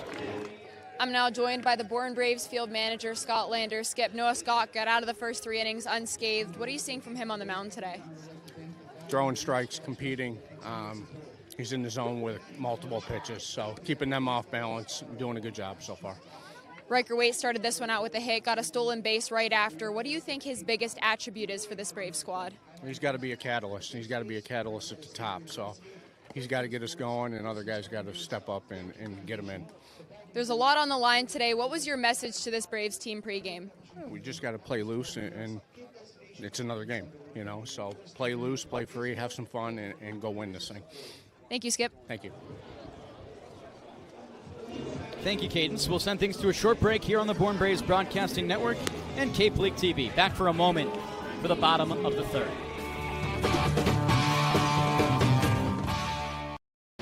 Cape Cod 5 is proud to be the official banking partner of the Cape Cod Baseball League. Cape Cod 5 offers a broad range of financial products and services tailored for every stage in your financing journey. Reach out to us. We're here to help. Try it, then buy it. Rent a new cat for up to 90 days. Then apply 100% of the rental cost to the purchase and save. The Milton Cat Rent to Purchase. 0-0 between the Braves and the Harwich Mariners here in Game 2 of the Cape Cod Baseball League Championship Series. Braves up to bat with a win today. They clinched their 4th title in 5 years. Here's Elliot Medlock, the righty, against the righty arm in Brian Mattishat, who's going into his 3rd inning now. He has not pitched more than 2 2/3 on the season since June 30th. We sit here in August. First pitch home from the righty. Medlock dribbles up the third base line and foul. Medlock was a pinch hitter in yesterday's game, subbing in for Gabe Milano in a big 9th inning. The Braves saw Medlock drive in 2 on a double that hit off the left field wall. And Medlock now with that performance earns himself a spot in the starting lineup today as the DH. Mattishat fires the 0-1 home. Medlock dribbles it once again up the third base line and foul. Good pick there by the third base coach for the Braves and Jeff Lemoncelli. But for Medlock here, who hasn't seen a ton of action for the Braves, joined them in the middle of July, 11 total appearances before the end of the year. He's making a big impact now when it comes to the championship, his first at-bat today. No balls, 2 strikes. The pitch comes home from Mattishat. Medlock swings and misses. A strikeout to start for Brian Mattishat. He has now put down 7 consecutive after the leadoff base hit from Riker Waite in the top of the 1st inning. Yeah, we are seeing a pitcher's duel right now when you need it the most. And definitely a different tone from yesterday's game where Harwich got started early. There was a lot of hard contact for both teams. This is feeling like a bit of a barn burner early from the pitchers. The Braves pitching staff perfect right now with Noah Scott. Here's Bryce Eastep, the righty. First pitch comes home. Eastep drills it into center field. In comes Larson. He steps back now, ranges, and makes the cap-high catch for out number 2. As the lineup flips over to Riker Waite, and Scott Landers emphasized Riker Waite as a catalyst for the rest of this lineup. He's been the Braves' best and most consistent bat every game so far. A hit in all but 1. Yeah, and he's patient too. He's not afraid to walk. Had one of those last night. No walks dealt by either pitcher yet. I think it would be in Riker Waite's best interest to be aggressive, but also not be afraid to drive out the pitch count a little bit more, potentially walk. Riker Waite stands in the back of the lefty's box. Here comes the pitch home from the righty in Mattishat. Waite takes a strike on the inside 3rd. Waite, a switch hitter, was with this Braves team in 2025 when they lifted the Cape Cod Baseball League Championship crown. Wants to do it a 2nd time in his career in just 2 years. The 0-1 comes home to Waite. He lays off the slider on the outside edge. No ball, 1 ball, and 1 strike with 2 outs in the bottom of the 3rd. The Braves with nobody on here and the score 0-0. He checks his swing as he straddles the lefty's box. The pitch comes home from Matachat. Waite takes high, a ball, 2-1. And overall, the discipline wasn't there for this Harwich pitching staff and defense yesterday. Double-digit walks, 3 errors. Unacceptable stuff. Here's the 2-1 home from Matachat. Waite takes a strike on the upper edge of the zone. The count 2-2 with 2 outs.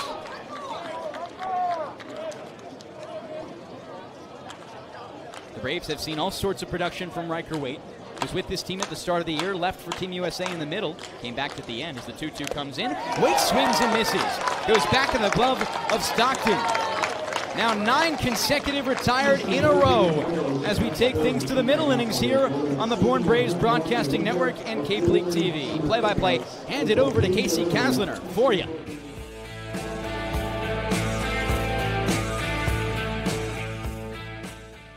A Massachusetts resident and don't have a bachelor's, you could be attending 4Cs for free, all while preparing for careers that actually move you forward. Aviation maintenance, nursing, dental, funeral service, we've got it all. capecod.edu/free.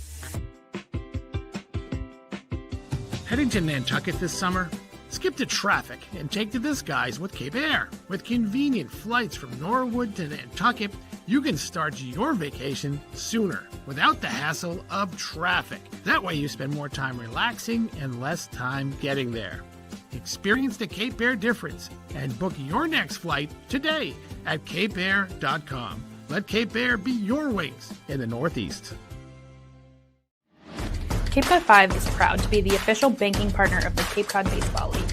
Cape Cod 5 offers a broad range of financial products and services tailored for every stage in your financing journey. Reach out to us. We're here to help.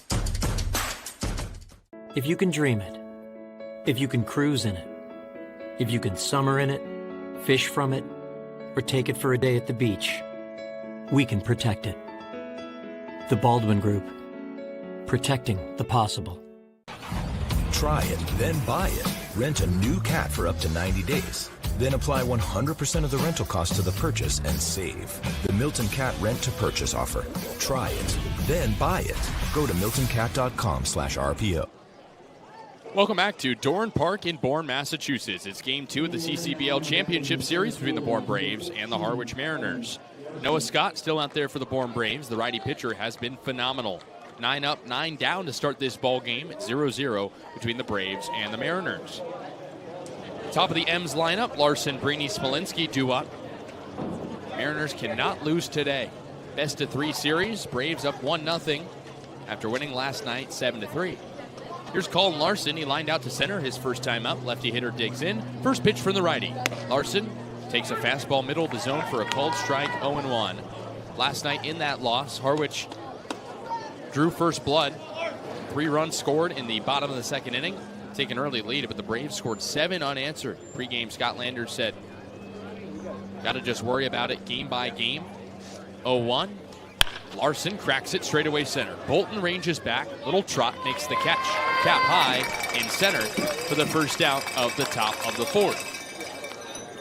Good defense all around from the Braves. I mean, when you retire 10 consecutively, you're going to often have pitching dominance, but all but the 3 strikeouts have featured tough plays for the most part for this Braves defense, and they haven't committed one mistake. Last inning we saw Luke Costello, the right fielder, have to range back to the warning track and make a catch, to your point there. Here's Nico Brini, lefty hitter who has not tallied a hit yet in this series, 0 for 5. Grounded out earlier in this one. First pitch to Brini. He takes a fastball to knees for a called strike, 0-1. It looks like right now Noah Scott is always ahead in counts. He's getting those first pitch strikes. Not sure he's been behind in a count other than 1-0 so far, and that's going to win you a baseball game out of a starter. He's been excellent. Covers his face with the glove. Now the 0-1 as Brini lifts it up in the air, medium center field. Bolton ranges to his right toward left center, makes a cap high catch. About 20 feet in front of the warning track for the second out, and 2 flyouts to center to start the top of the 4th inning. And the Braves had Will Harrigan last time they were here at home go 6 innings. The only time we've seen a 6-inning performance from a Brave pitcher so far this season. Scott's on pace for more than that, especially with these quick at-bats. Just 41 pitches through 3 2/3. He's thrown 4 pitches this inning. Gotten 2 outs. Here's Ty Smolinski. Lefty hitter who struck out back in the first inning. Scott looking for 4 straight 1-2-3 frames. First pitch as Smolinski swings and misses at an inside slider, 0-1. Smolinski has struggled this postseason, hitting .200. Did have a hit last night, but it didn't amount to anything. As the Mariner offense went scoreless for 7 straight innings. 0-1. Smolinski lifts it left side, foul out of play, 0-2. And Devon, they left 7 guys on base, 1 for 8 in scoring position last night. The offense just wasn't clicking for Steve Englert's team. And I think the biggest thing, too, is after scoring 3 in the second, they looked lifeless. Overall, only brought no more than 1 runner in the base paths for the final 7 innings of the game. They didn't threaten. They had some on third, but none really felt confident. 0-2 on Smolinski. Here's the pitch home. He rolls it softly up the first base line. Foul. The count remains 0-2 with the bases empty and 2 gone in the top of the 4th. No score in Game 2 of the Cape Cod Baseball League Championship Series. Smolinski, the league MVP this past regular season. First season with Harwich, hit .313 with an OPS nearing 1,000 at .935. 0-2 pitch. Smolinski takes low and outside for a ball, 1-2. And Devon, that is a regular season award, but he hasn't really translated that to the postseason, and they need a big game from him tonight. 769 OPS, not quite the 938 he had in the regular season. He has to step up. 1-2 pitch. Smolinski takes just outside. Count even at 2-2. He's on his 3rd different summer ball team. Playing in summer ball at Kansas State. Hit .304 for the Wildcats in 8 games this past year. 2-2 pitch. Smolinski rolls it back foul to the backstop. Count remains 2-2. He's really trying to drive up this pitch count. And it's already the toughest plate appearance that we've seen from a Harwich batter. It's important that they go out there and make it tough. And overall for Scott, he's ahead in the count. He's able to work with pitches outside of the zone to try and get Smolinski to chase. But he's been disciplined, has watched him by, and then fouled off the ones he hasn't loved in the zone. 2 balls, 2 strikes, 2 gone, top of the 4th. Mariners cannot lose this game as they want to stay alive. Here's the pitch. Smolinski rips it up the first base line into right field for a base hit. Just past the glove of Farrell, who dove for it. Smolinski around first. He chases for second. And that's the first base runner of the game for the Harwich Mariners. A stand-up double for Ty Smolinski, who gets the Harwich dugout going just a bit. It was trending in that direction. After a ton of fouls off, he just found a rhythm, and that one was really close from being snagged by Max Farrell, but you can't blame the first baseman there for a really tough defensive play. But credit to a guy in Smolinski for starting something here for Harwich when they needed it. Maybe about a foot between Farrell, the first baseman, who dove toward the line, and the line itself. So Scott will go out of the stretch for the first time tonight. He had retired 11 in a row, entering that at-bat. Here's Cade Curlin, 2 gone and a man at second. Righty on righty matchup. First pitch to Curlin. He takes low and away on the slider, 1-0. And if you're Noah Scott, you can't let that get in your way. Not at all. You have to put it behind you like there's nobody in the base paths. And really important this at-bat here to see how we see Scott respond to adversity for the first time tonight. 1-0 count on Curlin, who popped out to short his last time up. The pitch. Curlin takes inside, 2-0. Harwich had a strong start last night, like I talked about. Scored 3 early runs, but could not protect the lead. The Braves would soon come back. And then some insurance late in the game off the 2 RBI double from Elliott Medlock put the dagger in the heart of the Mariners. 2-0 pitch. Curlin jam shots it high middle of the infield. Scott, the pitcher, steps off his mound, and he makes the catch to the right of it to retire the side. No runs on 1 hit, 1 left for Harwich, as both teams with 1 hit now, but no runs yet. As we'll keep it here on the Bourne Braves Broadcasting Network, as we'll send it field side to Kaydence Kilhof. Kasey, I was by the dugout pregame, and that's when the Bourne Braves board director, Tammy, as well as a host mom herself, was making her rounds by the dugout, giving out her daily goodies to the players. Gabe Milano gets a pack of Milano cookies every day, and that's why they call him Cookie whenever he steps up to the plate, as well as Ryan Pikatowski. He got a little Pikachu doll, because that's what they call him, Pikachu, and Elliott Medlock got a Pokemon card, but Bryce Eastep gets Sour Patch Kids. And I asked him why. He said it's his favorite candy, but every time he eats them, he said he's been doing a lot better at the plate. So guys, hopefully that candy magic kicks in for today's game. Braves wanting a sweet victory at home and trying to clinch another CCBL title. We will take things to a short break before the bottom of the fourth at Bourne Park.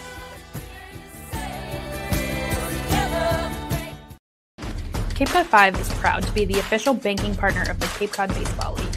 Cape Cod 5 offers a broad range of financial products and services tailored for every stage in your financing journey. Reach out to us. We're here to help. Try it, then buy it. Rent a new cat for up to 90 days. Then apply 100% of the rental cost to the purchase and save. The Milton Cat Rent to Purchase offer. Try it, then buy it. Go to miltoncat.com/RPO. Reader's Hardwood Supply is a candy store for wood, whether you're a professional or an amateur. Reader's Hardwood Supply carries over 70 species of both domestic and imported lumber from around the world, displayed in over 300 self-serve bins for your selection. So for your next project, make it your masterpiece with stock from Reader's Hardwood Supply. The woods of the world are here at Reader's Hardwood Supply. Braves looking to break this one open as we begin the bottom of the fourth inning in Game 2 of the Cape Cod Baseball League Championship Series at Bourne Park. Braves with only one hit so far. That was the first hitter of the game, Riker Waite, but it's been all out since for Brian Matachat, who's still out there on the mound. He's thrown 34 pitches. He'll face 2, 3, and 4 in the bottom of the fourth inning, starting with the switch hitter Rustin Rigdon, who bats lefty. The righty kicks and deals the first pitch. Rigdon takes low and inside on the fastball 1-0. Matachat has thrown a lot of sliders so far, Devon, and it's worked. He struck out 2, and he's just collecting outs. Yeah, oftentimes from a reliever, the fastball might not be their number one pitch, and it's not for Matachat. He's throwing off these Bourne batters, have not been able to hit anything but the fastball. 9 in a row retired. 1-0 pitch as Rigdon cracks it, shallow right center field, and it's picked up by Curlin, the shortstop who ranges onto the grass to make the catch for the first out of the bottom of the fourth. And overall, that's going to keep these Bourne hitters guessing. Not sure who calls pitches overall for Harwich. I know, of course, on the other side, it's Scott Landers who does so. But if it's Steve Englert, as it looks like he has a pitch comm in his hand, and he's doing a fantastic job at making it tough for these Brave bats. Here's Matt Bolton, the lefty hitter, who's 1 for 6 in this series. Struck out 4 times last night. First offering to Bolton. Fastball outside, 1-0. Braves walked 11 times last night. It's not something you usually see. They did strike out 12 times, but those 11 walks were a pinnacle reason why they won. Most certainly, and it's a fault of the Harwich pitchers, of course, unforced errors. 1-0 to Bolton as he rolls it softly to second. Curlin picks it up on a hop, throws over to first in time. 2 gone to start the bottom of the fourth, and now 11 in a row retired for Brian Matachat. I don't know if we expected this, a guy who's been a reliever pretty much all year. Not at all. He is looking very good. He has, and it's crucial because this is a drained Harwich bullpen right now after the arms they used yesterday. They've needed this type of performance. The Braves have to see more pitches here. They're not seeing enough, swinging too early at bad pitches and at bats that have left them gone down. There's Luke Costello, who flying out to right field in the first. Righty-on-righty matchup. Digs in with his crimson bat. First pitch. He takes a fastball downstairs for a ball, 1-0. Costello searching for his first hit of the series. He broke out on a tear. Had extra base hits in the first 3 games of the postseason, including a home run, his first of the season. 1-0. Costello takes high and tight, 2-0. You don't want his confidence to drop. It's at an all-time high at the beginning of the postseason. He's still hitting 6 for 17 in the postseason, but you want to see him pick it up. He's got to, especially now that he's in the championship game, too. Was slow yesterday, 0 for 3. Hitters count 2-0. Matachat fires as Costello rolls it back off the catcher Stockman. Foul. 2 balls and 1 strike. Going into the postseason, he hadn't had an extra base hit since July 9th. That was nearly a month before the postseason. About 3 weeks. Here's the 2-1 to Costello. See, half swings, he went around. 2 balls and 2 strikes after the miss. Finished 2026 at Wake Forest, hitting over 300. High expectations coming on to Cape Cod with 17 homers. At Wake Forest, he'll go to South Carolina in 2027. Play with his younger brother, Andrew. The 2-2. Costello takes low on the fastball, 3-2. And we might see our first walk of the game for either team.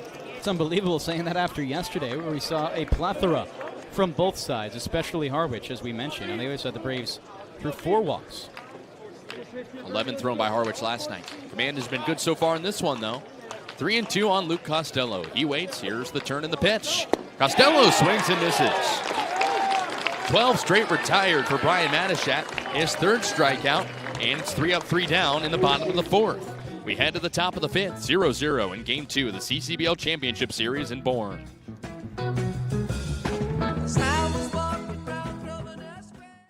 A Massachusetts resident and don't have a bachelor's, you could be attending 4Cs for free, all while preparing for careers that actually move you forward. Aviation maintenance, nursing, dental, funeral service, we've got it all. capecod.edu/free. Heading to Nantucket this summer? Skip the traffic and take to the skies with Cape Air. With convenient flights from Norwood to Nantucket, you can start your vacation sooner without the hassle of traffic. That way you spend more time relaxing and less time getting there. Experience the Cape Air difference and book your next flight today at capeair.com. Let Cape Air be your wings in the Northeast. Cape Cod 5 is proud to be the official banking partner of the Cape Cod Baseball League.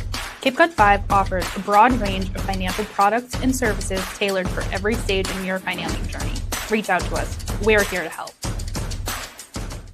If you can dream it, if you can cruise in it, if you can summer in it, fish from it, or take it for a day at the beach, we can protect it. The Baldwin Group. Protecting the possible. Try it, then buy it. Rent a new cat for up to 90 days. Then apply 100% of the rental cost to the purchase and save. The Milton Cat Rent to Purchase offer. Try it, then buy it. Go to miltoncat.com/RPO. Pitchers duel so far at Doran Park in Game 2 of the Cape Cod Baseball League Championship Series between the Bourne Braves and the Harwich Mariners. Harwich will be up to bat. In the top of the fifth will be O'Leary, Peltier, and Jacksa. 5, 6, and 7 against Noah Scott, who has been phenomenal so far. He gave up a double last inning to Ty Smolinski, but that's the only base runner he's allowed. Everyone else has been retired. So here's Sean O'Leary, lefty hitter, who grounded out to short in the second. Scott, with his Oregon State orange glove, toes the first base side of the rubber.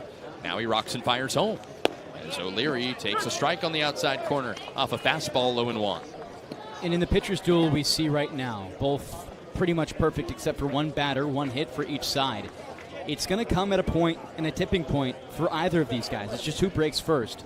So far, we've seen excellence from Scott. 52 pitches so far. Here's 53. It is outside, 1-1. And he hasn't walked anybody. He gave up hard contact a couple times. It was only costly once. Smolinski double down the first base line last inning. But no runs yet. Harwich punched the Braves in the mouth early last night. Not tonight, though. The 1-1. O'Leary swings and misses at a slider. Low and inside, 1-2. You expect this out of Noah Scott. He has been very good. You talked about it pregame. Only given up 2 earned runs in his prior 13 2/3 innings of work. And he's continued that into tonight. I'm sure Scott Landers has given him good advice. Yeah, and it's his best start so far. Reminds us of the one back against Wareham on the 17th. 1-2 to O'Leary as he rips it straight up the middle into the glove of Riker Waite, the shortstop, who dances behind second to make the catch. Riker is everywhere, it seems, on defense. And so an L6 on the putout for the first out of the top of the fifth. Just really good stuff right there. Riker Waite is everywhere. Seems his way all around the base paths offensively. He's been the best bat, and he is the best defender on this Braves team. Here's a tough out, J.P. Peltier. Hitting .350 in the postseason. He's 0-for-1, though, tonight. The strikeout looking in the second. Righty-on-righty matchup. Scott stays calm. Now he kicks and deals the first pitch. Peltier takes low and inside. Ball gets all the way to the backstop for a ball, 1-0. And just touching back on that start I mentioned against Wareham on the 17th. 5 innings pitched, 2 hits, no runs, a walk, and 4 strikeouts for Scott in that one. Throwing just 59 pitches. Obviously, he's going to go as long as he can tonight before fading. It's the last start of the season, last appearance of the season for him. And Scott Landers doesn't want to bring anyone in this game as long as he's doing what he has been. Peltier, 1-0 count on him. Scott puts the glove up now, fires home. Peltier bounces it high over to short. Waite picks it up, shoulder high, throws to first in time. Riker Waite with some early defense in the top of the fifth, and there's 2 gone for Noah Scott, the righty pitcher. Yeah, 4 putouts so far for Riker Waite here. through 4 2/3. Not too bad. He is just a monster. Here's Braden Jaxa, who's 0 for 1 with a K. Still searching for our first runs in Game 2 of the CCBL Championship Series. A rematch of the 2024 championship that saw Harwich win that series 2-1. Here's Jaxa. First pitch. Slider that runs in there for a strike. Beautiful movement to catch the bottom part of the zone, 0-1. And as you get through soon your third time through the order, you want to see Scott rely a little bit more on these off-speed and breaking balls. He's been sticking it to the fastball so far, and when you have that option, it's going to be a little bit tougher to beat. Here's the 0-1 pitch. Jaxa takes inside, 1-1. Jaxa, during the regular season, was a consistent bat, although he only played 16 games for Harwich. Hit .245, the .643 OPS. 4 extra base hits for him. Hasn't necessarily been an everyday guy in the playoffs either. The 1-1, Jaxa takes outside, 2-1. In fact, he's in left field tonight after catching last night. We saw some catching problems last night. Yeah, and overall, Micah Kirikov's absence in this Harwich team definitely shakes up the outfield. And that's why you see Jaxa in left. He only started 1 game there during the regular season. 2-1 pitch. Jaxa rolls it into the ground, foul. Count remains 2 balls, 2 strikes. Jaxa yesterday was good, though, on the offensive side. 2 singles. He went 2 for 4. Did have a run driven in, and he scored a run. It was a big part of that early surge for Harwich. But the Mariners allowed 7 unanswered runs to the Braves. They've now won 5 games in a row. You need to win 6 in August for a CCBL championship. 2-2. Jaxa bounces it in and out of E-step, the catcher's glove, foul. If he would have held on to that, that would have been strike 3, but it's still 2-2. E-step's been really solid defensively so far this postseason. He's yet to allow a pass ball, has thrown a lot of runners out, and he is really the bedrock of what this defense is built on. Jaxa cleats himself back into the righty's box with his black bat. 2 balls, 2 strikes, 2 gone, top of the 5th. No score. Here's the pitch. Jaxa takes low and outside. 3 balls and 2 strikes. Really haven't seen many or really any 3-ball counts from Noah Scott. Maybe the first one right here. And we did see one against Ty Smolinski. He hit a double up the line when that happened in the full count pitch. 3-2, bases empty. Scott comes set at the belt. Now he winds and deals home. Jaxa rolls it up the first base line, just foul. 3-2 still. And we talk about this a lot, but Scott's efficiency has been so good. That was pitch number 7, and now 64 of the game. So whether or not Jaxa gets aboard here, he's still driving up the pitch count as the Mariners desperately trying to get to the Braves bullpen as quick as possible with how Scott has pitched today. Scott steps off the rubber. And with the pitch count now at 64, you wonder how soon Scott Landers will look to just somebody to get warmed up. 2 guys warming up right now, not throwing on the mound. It's Stillman as well as Kircher. Braves with most of the bullpen ready and available tonight. 3-2 pitch to Jaxa. It is strike 3 called. Noah is scot-free in the 5th. A 1-2-3 inning, and now 4 straight retired for the Oregon State Beaver.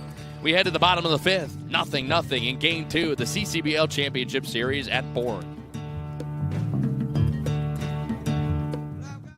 If you're a Massachusetts resident and don't have a bachelor's, you could be attending 4Cs for free, all while preparing for careers that actually move you forward. Aviation maintenance, nursing, dental, funeral service, we've got it all. capecod.edu/free. Heading to Nantucket this summer? Skip the traffic and take to the skies with Cape Air. With convenient flights from Norwood to Nantucket, you can start your vacation sooner without the hassle of traffic. That way you spend more time relaxing and less time getting there. Experience the Cape Air difference and book your next flight today at capeair.com. Let Cape Air be your wings in the Northeast. Cape Cod 5 is proud to be the official banking partner of the Cape Cod Baseball League.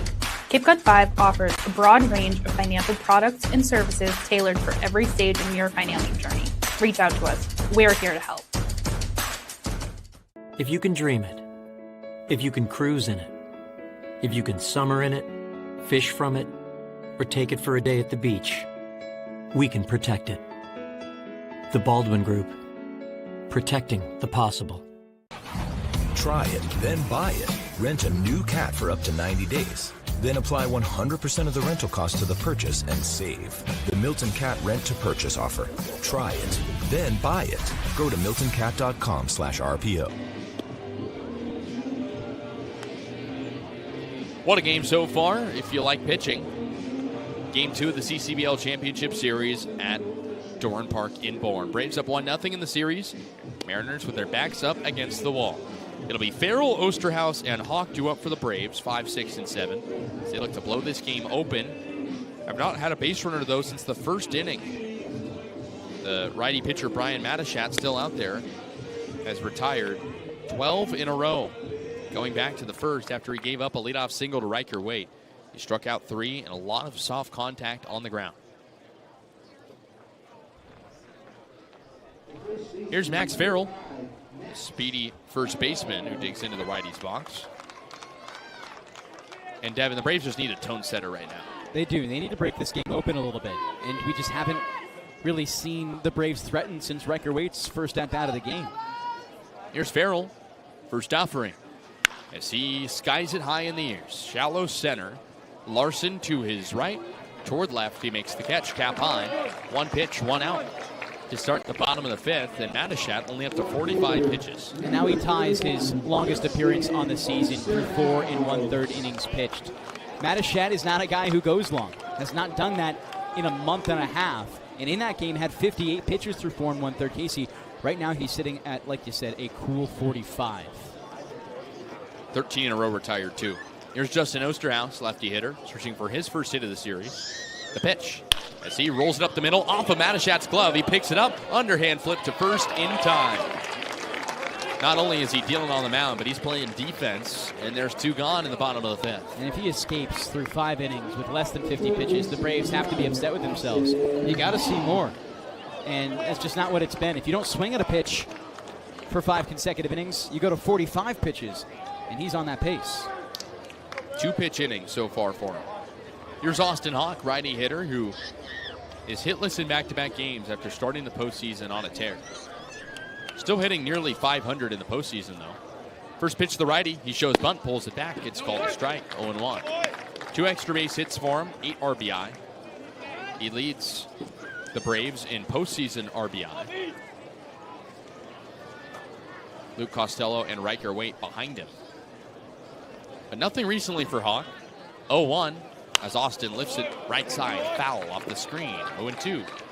Yeah, over his past 2 games, Casey, he has certainly slowed down. 0 for 7 after starting the season with a .769 batting average. The postseason, that is. Started the postseason 10 for 14. 0-2. Hawk pops it up, shallow right center field. Curlin's second baseman ranges back, but the right fielder, Breeny, calls him off. Makes the catch in short right center to retire the side. That was a 4-pitch inning for Matachat as we take things to the top of the 6th inning. Braves and Mariners scoreless in Game 2.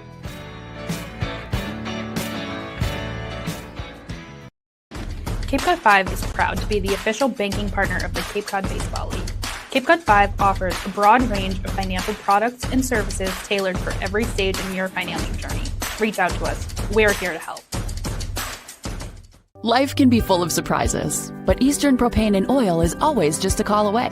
With a local team member available 24/7, we're always ready to support you when you need it. With an Eastern Propane and Oil technician on the way, your family's comfort is our priority. Our local team, over 500 strong, ensures your home is comfortable and warm. Eastern Propane and Oil, a local team with 24/7 service and delivery, ensuring comfort when you need it most. Reader's Hardwood Supply is a candy store for wood, whether you're a professional or an amateur. Reader's Hardwood Supply carries over 70 species of both domestic and imported lumber from around the world, displayed in over 300 self-serve bins for your selection. So for your next project, make it your masterpiece with stock from Reader's Hardwood Supply.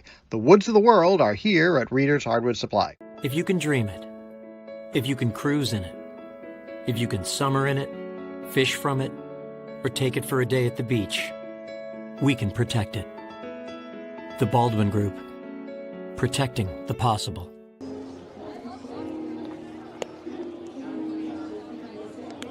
Time for the top of the 6th inning in a quick-moving game in Game 2 of the Cape Cod Baseball League Series. Each team with only one base runner. Noah Scott and Brian Matachat in a true pitcher's duel in this one. It'll be Stockman, Jones, Larson, 8-9-1, due up for the Harwich Mariners as Scott throws in his final warm-up pitch.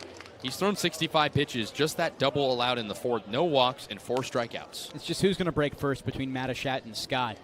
And Scott right now with 16 more pitches than Matachat. You could say it's trending to be him despite him being the usual starter. The Braves have to see at least one more clean inning from Scott and not let this Harwich team take advantage of him. Here's Tucker Stockman, 2 for 12 in the postseason, 0 for 1 tonight. Righty-on-righty matchup as Scott toes the first base side of the rubber, covers his face, now he fires. Stockman rips it back foul to the netting, 0-1. And last night was kind of a tale of a lot of runners left on base for both teams, but tonight you can't leave runners on base if you don't have base runners, and that's been the story. They're just not finding anything in the path. Still no walks from either of these pitchers. It's just been incredible. Hats off to them. Beautiful pitching. Here's the 0-1. Stockman takes low and inside, 1-1.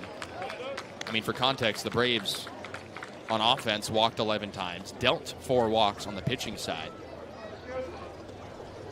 And a lot of unenforced errors caused the demise of the Harwich Mariners. Scott Landers preached that pregame. Here's the 1-1. Stockman takes a fastball in there for a strike, 1-2. I mean, Scott Landers was very candid pregame. He said, we really didn't hit all that well. We took advantage of walks and errors, and we saw a couple of big errors early in the game, including in the 3rd inning, that allowed the Braves to score 2. And he emphasized in that Harwich beating themselves. They haven't done that today. 1-2. Stockman swings and misses. Way early on the breaking pitch outside. Noah Scott with 5 strikeouts, and now back-to-back going back to last inning. It's really good stuff. He's staying in it, and he's working through deep counts, something that we haven't really seen Matachat have to deal with. And it's not credit taken away from Matachat, but for Scott, sometimes showing maturity through those deep counts really proves a pitcher to be elite. He's been that. Here's Paul Jones, 0 for 1 with a ground out back to Noah Scott, the pitcher. Digs into the lefty's box, making his first start of the championship. The pitch as he hits a high chopper straight to second. Rigged it with a nice pick. He throws to first in time. Braves infield defense has been stellar tonight. 2 gone. And now 6 straight retired for Noah Scott to flip the lineup card to the top. And that's a very good move there by Rustin Rigdon. Not one that I would really say is ideal, getting the ball on the way up right off the bounce, but he plays it in time and correctly to do it. That'll bring up Colin Larson for the 3rd time tonight. He's been retired by way of the line out to center and the fly out to center field as well. Lefty digs in the first pitch as he takes a fastball square in the zone for a strike. Was hitting in the 2-hole last night, but with Breeny going 0 for 4, put Larson up to the top, although he went 0 for 4 as well. And he's hitting a lot better this postseason than Breeny. No balls, 1 strike on Larson. The pitch as he check swing fouls it to the left, 0-2. Scott a pitch away from retiring the side in order. In the top of the 6th, still no score at Doran Park. Only 1 hit apiece. Braves looking to clinch a championship under Scott Landers once again. Mariners trying to stay alive, keep their season afloat. 5 Ks for Scott. Covers his face, winds and deals the 0-2. Larson takes upstairs on the heater, 1-2. Mariners took the season series in the regular season against the Braves, 3-1, but 3-1, excuse me. But Scott Landers has been very clear that the regular season, no matter what happened in it, is in the past. Here's the 1-2. Larson takes a fastball inside corner. He rung him up. Noah Scott is on one right now. 7 in a row retired, 6 strikeouts, and the Braves keep this one level at 0-0. We head to the bottom of the 6th in just a moment. Before that, we will send it field side to Kaydence Kilhof for more. Devon, Kasey, field manager Scott Landers has won the championship with Bourne for the past 3 out of 4 years. But the one season that he didn't, they actually fell to the Harwich Mariners by 1 run here at Dorn Park, 4-3, after the Braves forced a Game 3 in 2024. And that's because the Mariners struck first in the 2nd inning with an RBI single that carried over into the 3rd inning, but the dagger struck in the 7th, and the Braves ultimately ended up falling. Now, it's a new Brave squad, but the same field manager seeking redemption from 2024. Thank you, Kaydence. Definitely trying to win this one in 2 games if they can. But we will see as we go to the bottom of the 6th inning in just a moment here on the Bourne Braves Broadcasting Network and Cape League TV. Cape Cod 5 is proud to be the official banking partner of the Cape Cod Baseball League. Cape Cod 5 offers a broad range of financial products and services tailored for every stage in your financing journey. Reach out to us. We're here to help. Try it, then buy it. Rent a new cat for up to 90 days. Then apply 100% of the rental cost to the purchase and save. The Milton Cat Rent to Purchase offer. Try it, then buy it. Go to miltoncat.com/RPO. Reader's Hardwood Supply is a candy store for wood, whether you're a professional or an amateur. Reader's Hardwood Supply carries over 70 species of both domestic and imported lumber from around the world, displayed in over 300 self-serve bins for your selection. So for your next project, make it your masterpiece with stock from Reader's Hardwood Supply. The woods of the world are here at Reader's Hardwood Supply. Harwich righty pitcher Brian Matachat has been unbelievable, retiring 15 in a row after giving up a leadoff single in the 1st inning. He'll face the bottom of the Braves order, 8-9, then 1. Medlock, E-Step, Waite in a 0-0 game in Game 2 of the Cape Cod Baseball League Championship Series. Braves up 1-0 in this best of 3. Here's Elliot Medlock making his first start of the series. He was 0 for 1 tonight, the strikeout in the 3rd. First pitch home. Medlock takes a fastball inside, 1-0. And pregame, Scott Landers said about Medlock, said, "I love the kid. He comes, he brings the energy. He knows that he's not necessarily going to play every day, but he doesn't really seem to mind it. He comes in and just fills in his role." The 1-0. Medlock takes a fastball for a strike, 1-1. And they're seeing more pitches now. Medlock specifically has the chance to set the table for the Braves here. Oftentimes we've seen their most productive innings go from when the lineup flips over. And not in the 8th spot right now. He's in a big chance. 1-1 count on Elliot Medlock. Here's the pitch from Matachat. Inside and hit him. Medlock takes one on the knee. That's the first free pass dealt by any pitcher tonight, either Scott or Matachat, and the first base runner since the 1st inning for the Bourne Braves. A leadoff one for Elliot Medlock. That's how you do it. And you just got to have patience here for Bryce E-Step. He worked 3 walks in yesterday's game. Of course, a lot of that due to the poor Harwich pitching, but you can certainly see something like that build into runs here for the Braves. Here's Bryce E-Step, 0 for 1 with the fly out to center. Matachat out of the stretch, he fires home. Righty hitter takes a fastball in the zone for a strike. E-Step walked 3 times last night, Devon. He could use one right now potentially to put some more pressure on Matachat.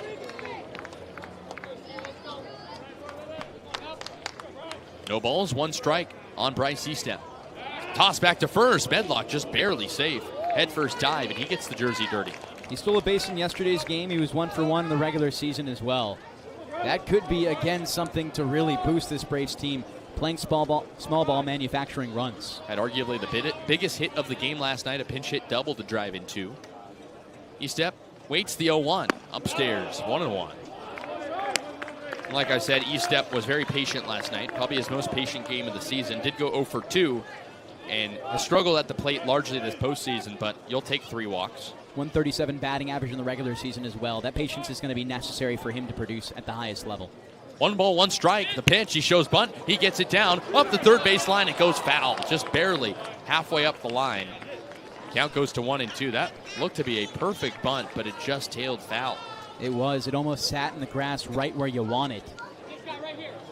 And now he'll have to battle here. In a 2-strike count against Matachat. This might be one of his longest ABs in quite a while. 1 ball, 2 strikes on Bryce E-Step. Slowly jogs back to the circle rather.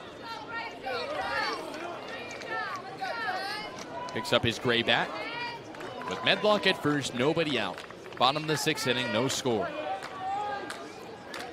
Madishat up to 55 pitches. Comes set. Now he deals the 1-2. E-step pops it very high in the air. Middle of the infield. O'Leary, the first baseman, waved off by the third baseman, Peltier, who makes the catch just to the left of the mound for the first out of the bottom of the 6th.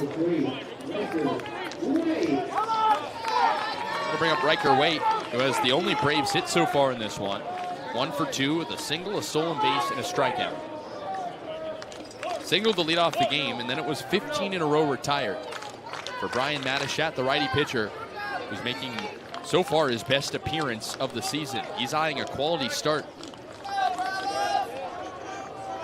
Waite, switch hitter batting lefty with a man at first. Here's the offering as he takes an inside corner fastball for a strike, going 1.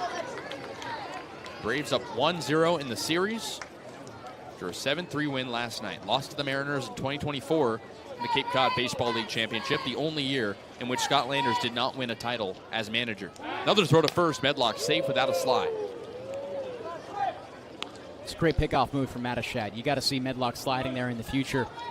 Nearly got himself picked off there for a moment, but it doesn't look like he's going to try and steal right here, unless maybe a hit and run is in play. 0-1. Low, 1-1. And a balk. The pitch will be canceled, and Medlock gets second for free. And that's ginormous. I mean, you're looking at real small ball opportunities, especially with Riker Waite, such a dynamic bat, to try and make something and manufacture a runner to third base. All you need is one run to take control of this game with the pitcher's duel we've seen so far. So 0-1 on Riker Waite. Man at second, 1 out. Bottom of the 6th inning, no score. Game 2 of the championship. Here's the pitch. Waite rips it straight to second. Picked up by Curlin on a hop. He throws to first in time. Meanwhile, Medlock goes to third. And it's big that ball dropped. It looked like Curlin was going to try to make the catch on the line out, but that advances Medlock to third. And I still think productive there for Riker Waite. It's exactly what you need for Rustin Rigdon here. It's a big moment for him. He's had some ups and downs this postseason, but the Braves for the first time in the entire ball game with a runner on third base. For either team at that. Here's Rustin Rigdon, 0 for 2. He's put the ball in play twice, line out to center, and a pop out to second. Switch hitter, batting lefty. Medlock at third, 2 gone. The pitch. Rigdon takes a fastball in the inside corner for a strike, going 1.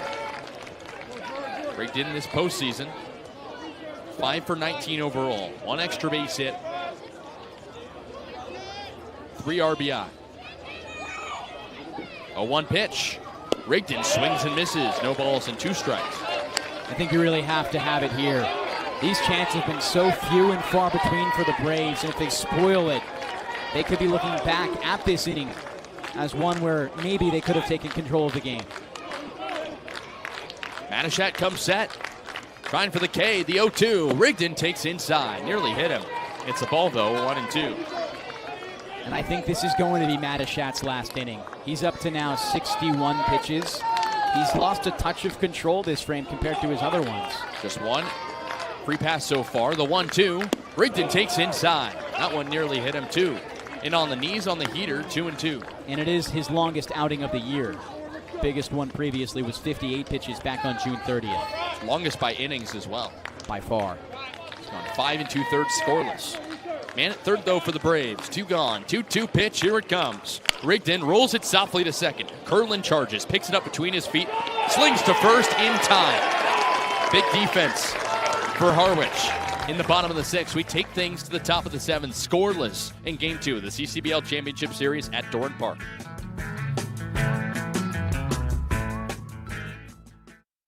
a Massachusetts resident and don't have a bachelor's, you could be attending 4Cs for free, all while preparing for careers that actually move you forward. Aviation maintenance, nursing, dental, funeral service, we've got it all. capecod.edu/free. Heading to Nantucket this summer? Skip the traffic and take to the skies with Cape Air. With convenient flights from Norwood to Nantucket, you can start your vacation sooner without the hassle of traffic. That way you spend more time relaxing and less time getting there. Experience the Cape Air difference and book your next flight today at capeair.com. Let Cape Air be your wings in the Northeast. Cape Cod 5 is proud to be the official banking partner of the Cape Cod Baseball League. Cape Cod 5 offers a broad range of financial products and services tailored for every stage in your financial journey.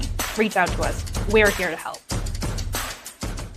If you can dream it, if you can cruise in it, if you can summer in it, fish from it, or take it for a day at the beach, we can protect it. The Baldwin Group. Protecting the possible. Try it, then buy it. Rent a new cat for up to 90 days. Then apply 100% of the rental cost to the purchase and save. The Milton Cat Rent to Purchase offer. Try it, then buy it. Go to miltoncat.com/RPO. Top of the 7th, and a great one so far in Game 2 of the CCBL Championship Series at Bourne Park. No score, only one hit apiece for both the Harwich Mariners and the Bourne Braves. Noah Scott out there for his 7th inning of work potentially. He'll face 2-3-4, Breeny, Smolinski, Curlin, and Smolinski will be up second, has the lone hit so far for the Mariners. So here's Nico Breeny, lefty hitter who's 0 for 2. Ground out to second and a fly out to center.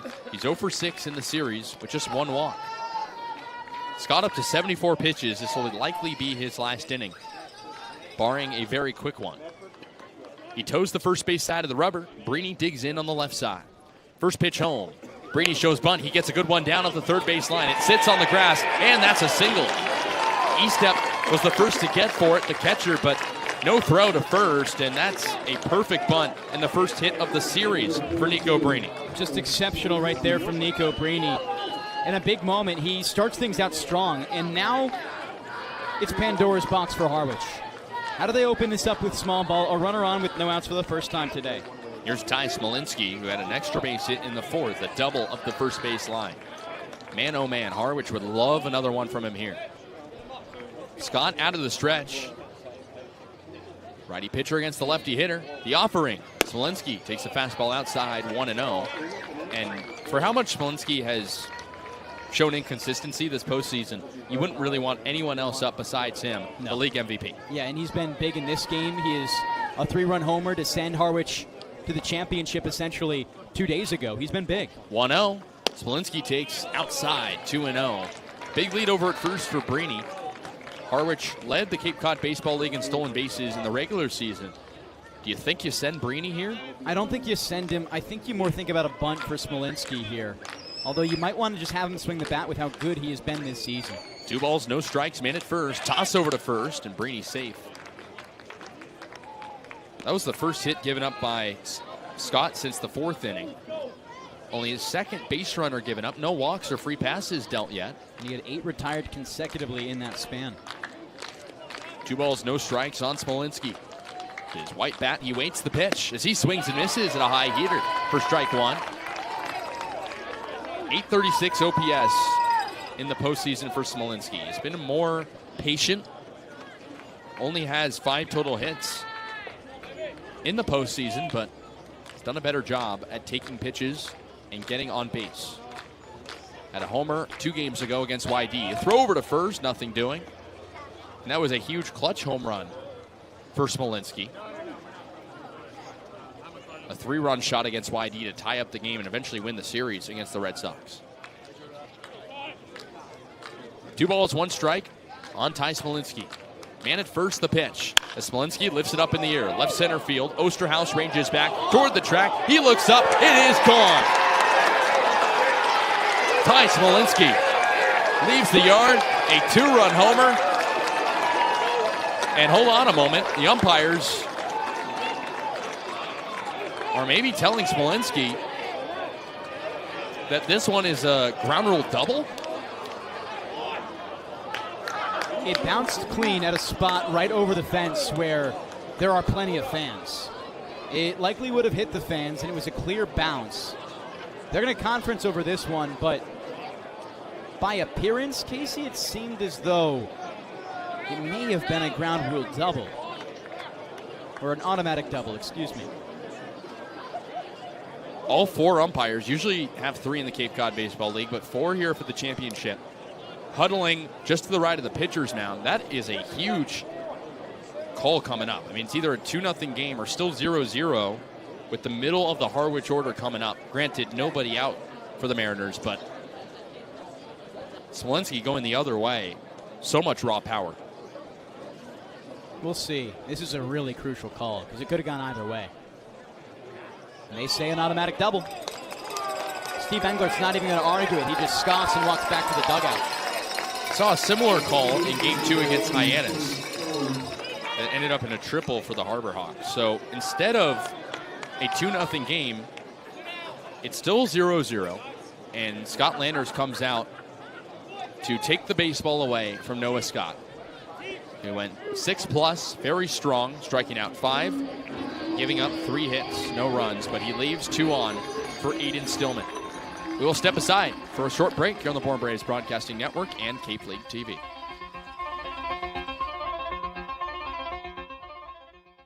A Massachusetts resident and don't have a bachelor's, you could be attending 4Cs for free, all while preparing for careers that actually move you forward. Aviation maintenance, nursing, dental, funeral service, we've got it all. capecod.edu/free. Heading to Nantucket this summer?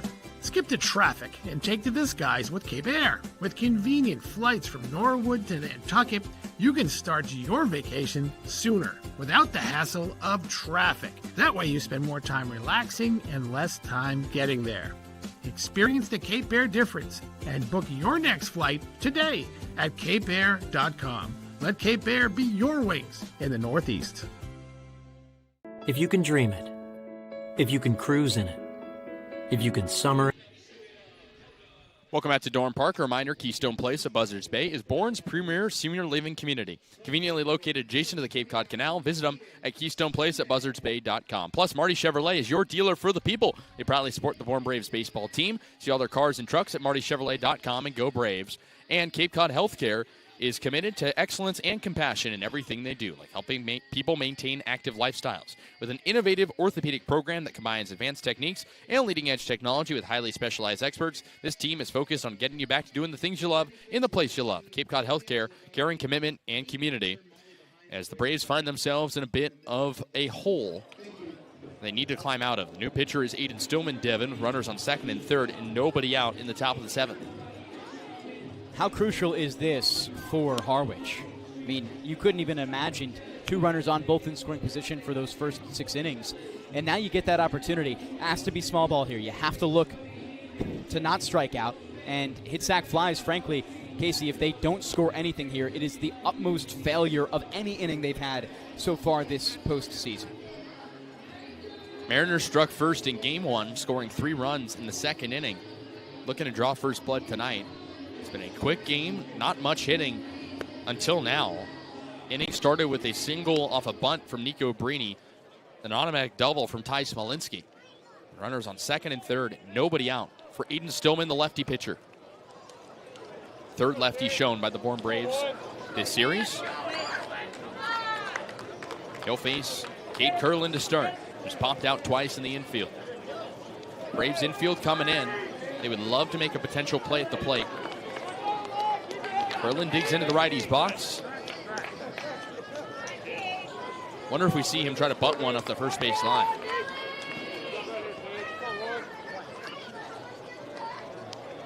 Stillman set for his first pitch. Out of the stretch, he delivers. Curlin takes inside and low, 1-0. Good pick by Estep. That one could have gotten away. Stillman's going to have to be exceptional here. He pitched in the postseason already 2 days ago. 2 innings, 1 hit, no runs, 2 walks, and 4 strikeouts. Struggled during the regular season. Pitcher out of Vanderbilt. 1-0. Curlin takes in the dirt, blocked by Estep. 2-0. A walk here wouldn't be ideal, but it would at least give you a potential play at the plate and take away any sort of bunt chance likely. It would. And, overall, you're going to have to find a way to see Stillman attack the zone. Strikeouts and infield pop-outs are your best friend for Stillman. 2 balls, no strikes. Curlin waits. Stillman deals. That one is low. 3-0. Stillman yet to throw a strike out of the bullpen. 2 runners on, second and third. Both of them belonging to Noah Scott, the starter, who went 6 strong innings before giving up those base runners. Stillman set with his white glove. He deals the 3-0. Curlin takes a fastball in there for a strike, 3-1. Harwich cannot afford to lose tonight. A potential big inning here could be huge. 3 balls and 1 strike on Curlin. Already 1 hit in the series, single last night. Here's the pitch. Curlin blasts it to straightaway center. This is likely deep enough. Bolton makes the catch. He will fire it to third base as the run comes in to score on the sacrifice fly. And it's 1-0 Mariners in the top of the 7th off a productive out from Cade Curlin. Man still at second, Smolinski. Exceptional there by Cade Curlin. It was just 1 run that was needed to really see something live in this game.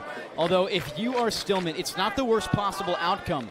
And you could have had a lot worse there, especially opening things out with a 2-0 count. Got to finish, though, allowing only that 1 run. Here's Sean O'Leary. Lefty hitter against the lefty, who's 0 for 2. Man at second, 1 out. The pitch. O'Leary takes a curveball in there for a strike, going 1. J.P. Peltier on deck. He's been the best Harwich hitter in the postseason. O'Leary not so much. He's just a touch over the Mendoza line. 222. 0-1. As he rips it straight up the middle into Stillman's glove. He throws back to second in time. Stillman fired up on the double play. L1 and then a toss to short. Riker Waite makes the out at second. 1-0 Harwich. We take things to the 7th inning stretch. And the Braves at the deficit for the 2nd game in a row.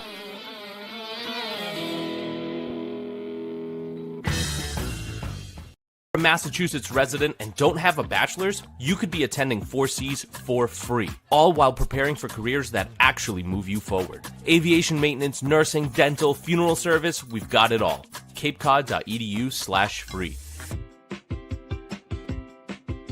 Heading to Nantucket this summer? Skip the traffic and take to the skies with Cape Air. With convenient flights from Norwood to Nantucket, you can start your vacation sooner without the hassle of traffic. That way you spend more time relaxing and less time getting there.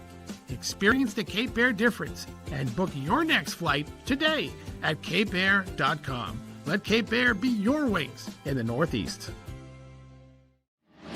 Cape Cod 5 is proud to be the official banking partner of the Cape Cod Baseball League. Cape Cod 5 offers a broad range of financial products and services tailored for every stage in your financial journey. Reach out to us. We're here to help. If you can dream it, if you can cruise in it, if you can summer in it, fish from it, or take it for a day at the beach, we can protect it. The Baldwin Group. Protecting the possible. Try it, then buy it. Rent a new cat for up to 90 days. Then apply 100% of the rental cost to the purchase and save. The Milton Cat Rent to Purchase offer. Try it, then buy it. Go to miltoncat.com/RPO. Bourne Braves navigating their first deficit of the game. It's 1-0 Harwich after some good hitting production and small ball in the 7th. But now in the home half of the frame, it'll be Bolton, Costello, and Farrell. Braves have not had a hit since the first. They've had 1 base runner since then. But Brian Matashak still out there. He's thrown 63 pitches, and he's gotten through 6 very strong innings for Harwich. Here's Matt Bolton, lefty hitter, who's 0 for 2. First offering as he takes outside corner for a strike, going 1. I think it's certainly gutsy here to keep Matashak on the mound. For a reliever, you don't see them get this length, and you never know what can happen when they get late into their day. It could unravel fast. No one warming up yet for Harwich either. 0-1. Bolton takes outside, 1-1. He is due for a hit, too. 1 for 7 this series. Did have a single last night, but also 4 strikeouts. He could be a hero right now. He certainly can be, and just be the flint and steel to light something here for the Braves. 1 ball, 1 strike. Matashak kicks and deals. Bolton takes outside, 2-1. I also haven't seen any walks yet, just a hit by pitch. That came last inning, Elliott Medlock. He made it to third, but the Braves need to be more patient. Exactly, and with that being said, Matashak lost control for the most of ever in that 6th inning. He rocks and deals the 2-1. Bolton cracks it toward the gap in right center field. Breeny ranges back, and it is caught by Larson, the center fielder. That ball died a little bit heading toward the track. Out number 1 in the bottom of the 7th. It did, and just a touch of backspin kept it in the air for a little bit too long. For the Braves overall, You got to manufacture something. Yesterday, when they allowed their only runs of this championship series before half a frame ago, they responded quickly with 2. Here is Luke Costello. You can feel the nerves in the building right now in a 1-0 game. Costello 0 for 2 with the pitch as he checks his swing and a called strike high in the zone. 0-1, excuse me. Costello searching for his first hit of the CCBL championship. Manichat winds and deals the 0-1. As Costello takes strike 2. Slider hard to the zone. 0-2 on Luke Costello. Riker Waite owns the only Braves hit so far tonight. It came the first at-bat of the game for the Braves. 0-2. Costello takes one inside. It bounces in front of the batter's box. 1-2. Manichat up to 70 pitches after that one. Reese Oakley, the Murray State right-hander, warming up right now in the Harwich bullpen. Your first of the day. No relievers shown yet. 1-2 to Costello as he takes low and away. 2 balls and 2 strikes. And if you can't generate base runners, you at least want to get Manichat out of the game. He is in a zone. He is. He's been unstoppable. Flow state, as you say, and it's just been unbelievable. 2-2 on Costello. The pitch as he takes in the dirt, bounces in front of home plate. Count goes full. Maybe a chance for the Braves to work their first walk after working 11 last night in the win. And again, these pitches missing big time. This is not something that Manichat has shown yet this game. It's going to be a cliff dive off for a reliever when they reach that pitch count. It's just a matter of when it happens for Manichat, not if. 3 balls, 2 strikes. 1 out, bases empty in a 1-0 game in favor of the road team. The 3-2, Costello rolls it up the third base line, foul. Stays alive, it's 3-2. Manichat has gone 6 1/3, 3 strikeouts, just 1 hit, no walks, 1 hit by pitch. Been a lot of ground ball contact, not a ton to the outfield. We'll do 3-2 again. Manichat covers his face. Now he deals home. As Costello rolls one up the middle of the infield, picked up by Curlin, the second baseman, fires over to first, not in time. Good play by Curlin, but just late. And Costello has the first Braves hit since the first inning as he legs out an infield single. How massive is that? And now it starts to work in the Braves' favor. You got to build off this. It's a part of the lineup that oftentimes hasn't shown it. But the middle of the order here with their biggest task of the day. And I'd say the most crucial inning as of yet for the Braves. And how about that at-bat? 7 pitches seen by Costello. He gets his first hit of the championship series. Here's Max Farrell, 0 for 2 with the ground out and a flyout. Manichat out of the stretch with the man at first. The pitch as Farrell takes a curveball in the zone for a strike, 0-1. And Reese Oakley warming up in the Harwich bullpen, still not in a full 60 feet 6 inches. You've got potentially, depending on how fast you work here, a few more batters before you see a call to the bullpen. Harwich up 1-0. Manichat playing with the lead. He tosses to first, nothing doing. Harwich led 3-0 last night. The Braves stormed back, 7 unanswered runs, including 2 in the 8th, to cement themselves victors as they took that game at White House Field on the road. 0-1 to Farrell as he swings and misses. Pulled his head on a pitch outside. It's 0-2. Costello at first. Not a ton of speed for him. Osterhaus in the on-deck circle. Farrell charts back into the righty's box. Hitless today. 2 hits last night in the win. 0-2 pitch. Farrell takes just outside on the slider, 1-2. It's hard for these new players to really understand what this game means to somebody like Luke Costello, who's been here for now 2 seasons. But for Farrell, who's not even in double digits yet in a Braves uniform, has to find a way to come up big and help those guys out. One of his first games was against Harwich. The 1-2. Farrell rips it the other way into right field for a base hit. It rolls all the way toward the corner. Costello around second. They're waving him around third. The throw is cut off. Costello stays at third. It's a stand-up double for Max Farrell. The Braves have second and third. 1 out, only down by 1 in the bottom of the 7th. Breedy, the right fielder, dove for it. Got the throw in quick. Lemoncelli, the third base coach for the Braves, waved around Costello, but then said, hold on, you need to wait up. It was close, and that's going to be a call to the bullpen potentially here. We'll see how things go. It's just right now the pitching coach for Harwich.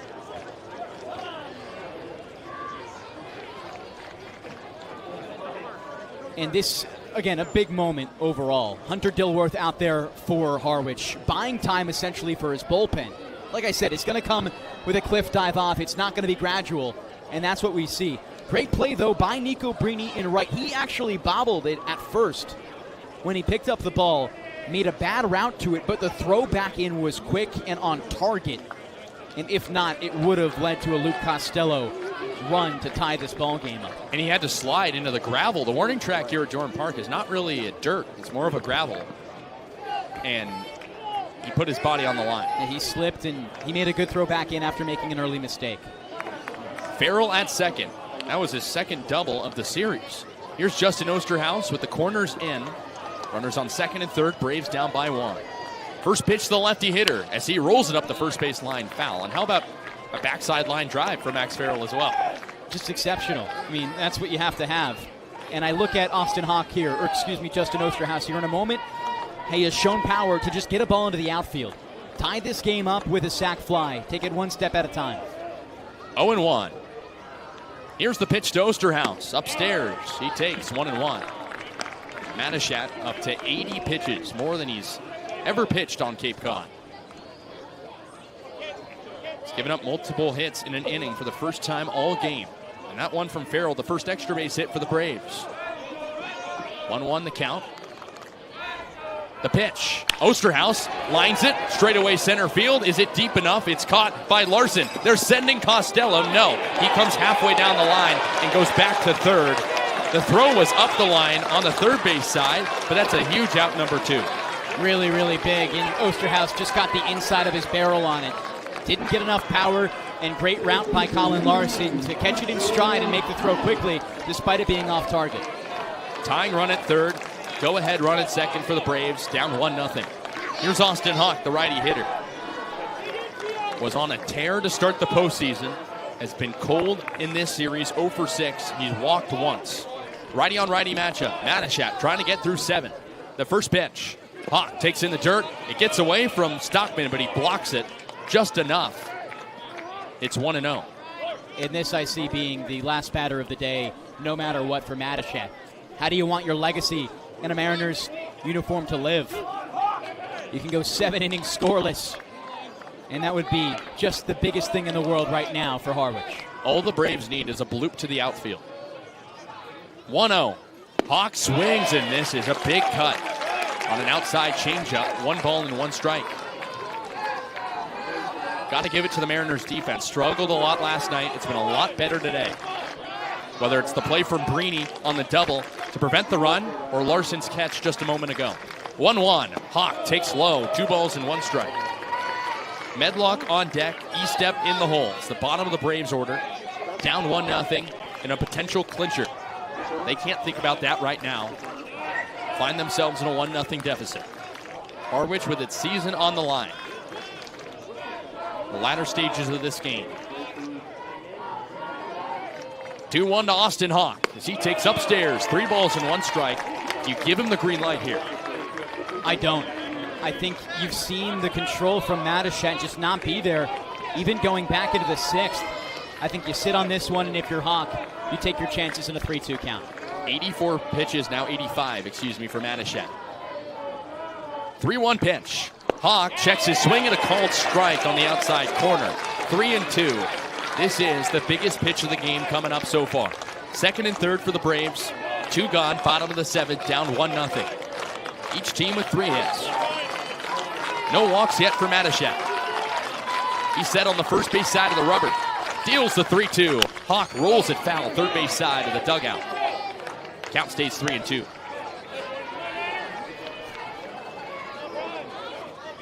Costello on third, Farrell on second. Both of them tallied hits this frame. The first hits for the Braves since the first inning of play. Hawk digs his spikes back into the righty's box. Crowd getting into it at Doran Park. 2 on in scoring position. The 3-2 is low. Ball 4.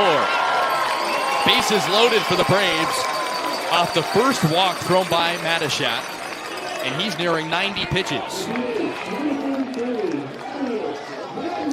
And now it's that time. Matachat deserves all standing ovations of all standing ovations because it's time for a new pitcher here for the Mariners. Just an excellent day. And he sets this team up for victory, despite it being a little bit of a rough final inning for him, Kasey. Steve Englert, the skipper, comes out. He points to the bullpen, and we will step aside. Bases loaded, 2 gone for the Braves, down by 1, bottom of the 7th when we come back. A Massachusetts resident and don't have a bachelor's, you could be attending 4Cs for free, all while preparing for careers that actually move you forward. Aviation maintenance, nursing, dental, funeral service, we've got it all. capecod.edu/free. Heading to Nantucket this summer? Skip the traffic and take to the skies with Cape Air. With convenient flights from Norwood to Nantucket, you can start your vacation sooner without the hassle of traffic. That way you spend more time relaxing and less time getting there. Experience the Cape Air difference and book your next flight today at capeair.com. Let Cape Air be your wings in the Northeast. If you can dream it. Welcome back to Dorn Park. We first send things to Kaydence Kilhof. Kasey, I was just over at the bullpen talking to the pitching coach, Leaf Bigelow, about Noah Scott's dominant start, and he said he had all the confidence in him going in. He did a great job of attacking the zone, and his pregame warm-up definitely helped. They were long tossing from foul pole to foul pole, and that's when Tyler Baird chimed in. He said the reason that Noah Scott is so consistent on the mound is because of his pregame rituals. I also talked to Owen Hancock. He said he did a great job of working the count. He was sending guys packing after 2 strikes, and it looked like he was just having a good time out there. And it's funny he says that because I was talking to Noah Scott a few days ago during Will Harrigan's start, and he said it just looks like he's having fun out there. Guys, it looks like the tables have turned, and Noah Scott was the one out there having a great time. So we bring you back to Dorn Park. Braves down 1-0, but with the bases loaded in 2 outs. The new pitcher, Devon, is Reese Oakley, who has only pitched twice for the Harwich Mariners, 2 combined innings. Back in the regular season, appeared twice, and has appeared twice so far, also in the postseason. Once against Brewster, once against YD. He earned the save against YD 2 days ago in the clincher when it came really close for him, so he understands these pressure moments. Right now, he can't let anything up, or else this game could be in the hands of the Bourne Braves. Matachat throws a quality start. The 3 runners on the base paths belong to him. The biggest moment of the season for Harwich's pitching staff. Reese Oakley is the guy to take the reins. Hawk on first, he just walked moments ago. Farrell on second, he doubled earlier. Costello, who singled earlier in the inning, on third. Here's Elliot Medlock, who was hit by a pitch in the 6th. Boy, he could use one right now. Don't need a hit to tie this game. A free pass would do the trick. Had a 2-run double, 2 RBI double in yesterday's game to break the game open for Bourne. Medlock digs into the righty's box. Oakley comes set on the first base side of the rubber out of the stretch. He fires home. Medlock checks his swing and a called strike. Change up at the knees, 0-1. Braves allowed a run last half inning. They know what it feels like to trail in games. Trailed against Hyannis last series, against Harwich last night. They know this moment. Medlock does too. 0-1 to Elliott. As he swings and misses, swinging for the fences on a high changeup, it's 0-2. No doubt that pitch would have been called a ball. If you're Elliot Medlock, again, you haven't played in every game this season, but he's been great in these big moments. He's got to sit down, calm down, and stay composed. Oakley a pitch away from sending us to the 8th. 0-2 on Medlock. Bases loaded, 2 gone, the pitch. Medlock rolls it softly on the ground to second. Curlin picks it up. He strides and shoots to first in time. Braves strand the bases loaded in the bottom of the 7th inning and don't score. 1-0 Harwich. We take things to the top of the 8th. I hand things over to Devon Jarvis for the final 2 of regulation.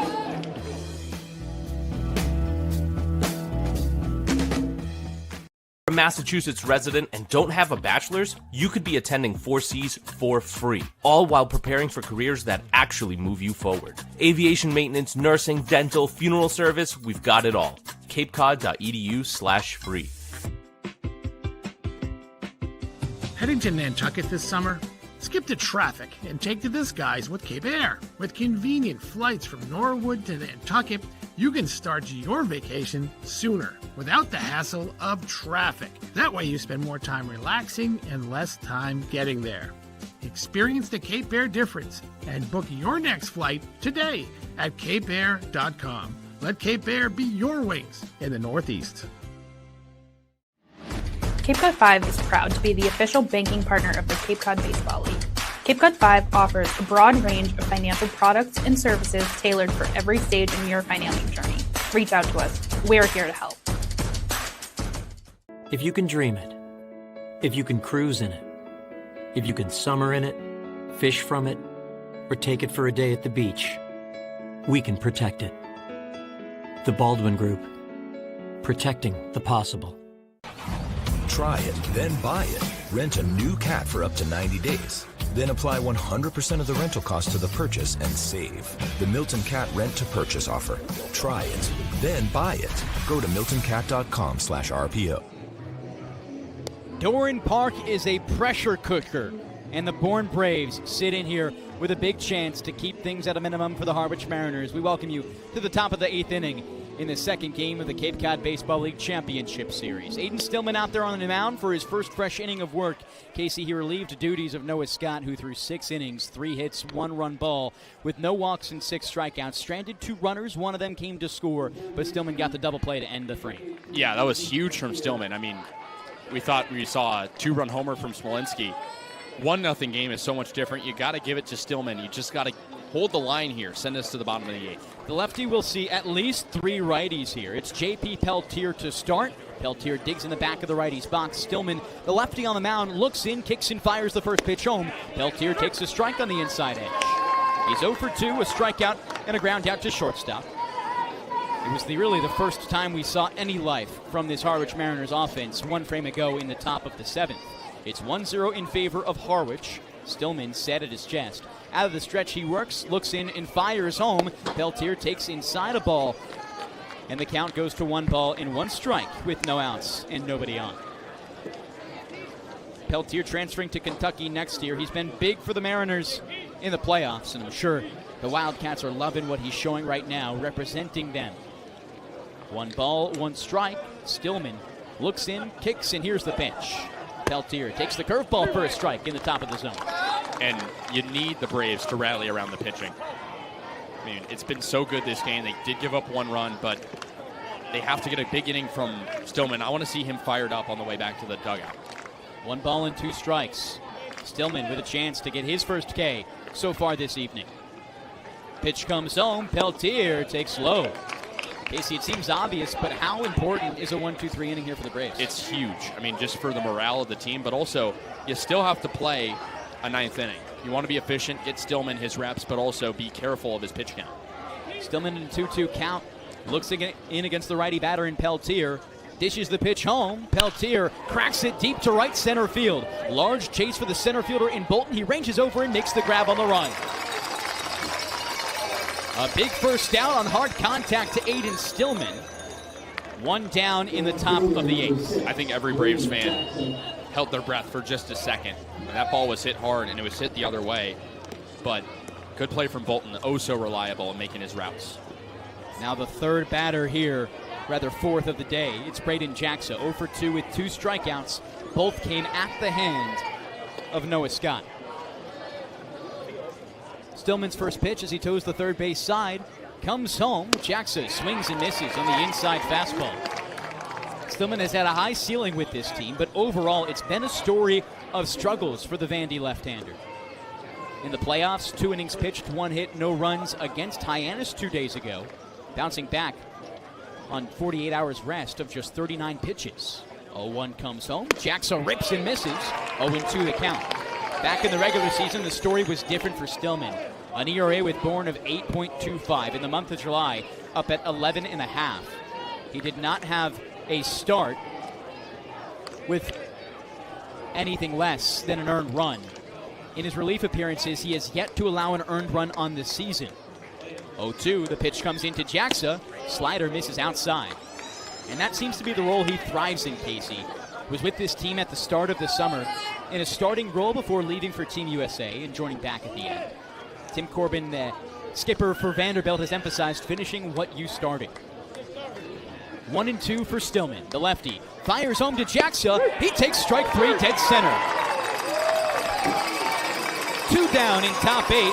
And Harwich right now have 4 outs to play with. Still up by 1. Yeah, Jackson's really struggled. Had a big game last night. Struck out 3 times tonight. Huge from Stillman. You can see he's oozing with confidence right now. That's the Stillman that performs best. When he sees himself in trouble, he sometimes can let the other team's bats get the best of him. Tucker Stockman stands in, also 0 for 2. Lefty on righty matchup. The pitch comes in. Stockman takes inside, just below his hands for a ball. Defense playing back against the outfield grass for the most part, except for the first baseman and Max Farrell. Stillman, a deep breath on the mound. Looks in, kicks and fires the pitch. Swing and a miss from Stockton. The Southern Miss rising senior hit just 160 for Harwich in the regular season. Also under the Mendoza line in the postseason at 182 entering today's game. Stillman breathes deep once more. The 1-1 comes home. Stockman fouls it back on the line. And the count goes to 1 ball and 2 strikes with 2 outs. The Braves in a deficit by 1 in the top of the 8th inning here. Nobody on for Harwich. They had their first runner on third base of the ball game back in the 7th and took advantage of it with a sacrifice fly to score their only run. The 1-2 from Stillman. Pitch comes home to Stockton, way up and outside. 2 balls, 2 strikes, 2 outs. Even the Harwich Mariners dugout scratching their head and covering their eyes. Stillman's had that confidence so far this frame. Wants to go 2 innings here for the Braves. The 2-2 pitch, home from Stillman. Swing and a miss! Strike 3, out 3. The Braves go into bottom 8 with some momentum. They set up the pitching. They're down by 1. And we'll see you in a few moments.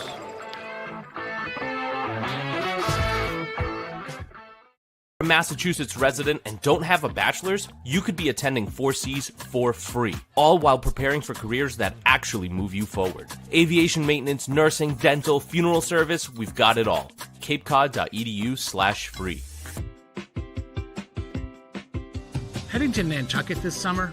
Skip the traffic and take to the skies with Cape Air. With convenient flights from Norwood to Nantucket, you can start your vacation sooner without the hassle of traffic. That way you spend more time relaxing and less time getting there. Experience the Cape Air difference and book your next flight today at capeair.com. Let Cape Air be your wings in the Northeast. Cape Cod 5 is proud to be the official banking partner of the Cape Cod Baseball League. Cape Cod 5 offers a broad range of financial products and services tailored for every stage in your financial journey. Reach out to us. We're here to help. If you can dream it, if you can cruise in it, if you can summer in it, fish from it, or take it for a day at the beach, we can protect it. The Baldwin Group. Protecting the possible. Try it, then buy it. Rent a new cat for up to 90 days. Then apply 100% of the rental cost to the purchase and save. The Milton Cat Rent to Purchase offer. Try it, then buy it. Go to miltoncat.com/RPO. Doran Park is bumping. It's the bottom of the 8th inning in a 1-0 ball game in favor of the Harwich Mariners. The Bourne Braves up to bat for possibly the second to last inning of this ball game. Harwich right now with a lead of just 1 run, and the Braves bring up 9-1-2. Bryce Eastep, the first batter. He's been 0 for 2 so far this ball game, but was big for the Braves yesterday, earning himself 3 trips to the base paths, all on walks. It's still Reese Oakley out there on the mound. He only saw 1 batter to end the 7th. Here he is for his first fresh inning. The righty kicks and fires home. A strike to start on the top edge of the zone. Oakley has been nails for this Harwich team. A late addition, only 2 appearances in the regular season, and this is 3rd of the postseason. Yet to allow an earned run through 2 1/3 innings. 0-1 comes home. E-step drills it up the left field line. It hooks foul. He's got home run power. Hit a home run for this Bourne Braves team back in June, just soon after he was added. But overall, his value has come through his defense. In the regular season, he was unbelievable, throwing out 37% of the runners who stole bases. The 0-2 pitch out of the wide home from Oakley. E-step takes upstairs by his noggin for a ball.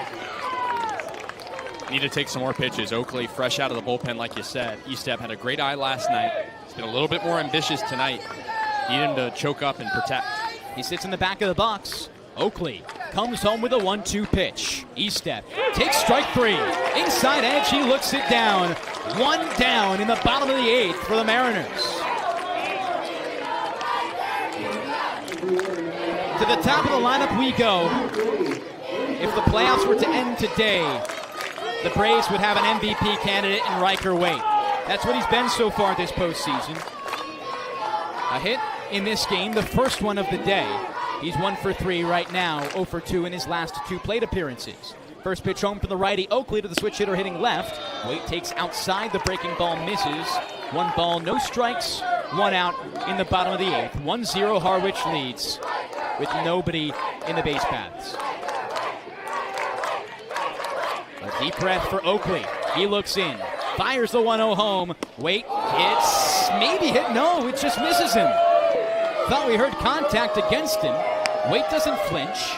It dribbles into the backstop for a ball. 2 balls and no strikes. And Waite didn't really sell it. I think he wants to hit right now. Riker chants ring from the Bourne Braves faithful here at Dorn Park. 2-0 pitch comes home. Waite takes upstairs. And the control not there for Reese Oakley on this at-bat.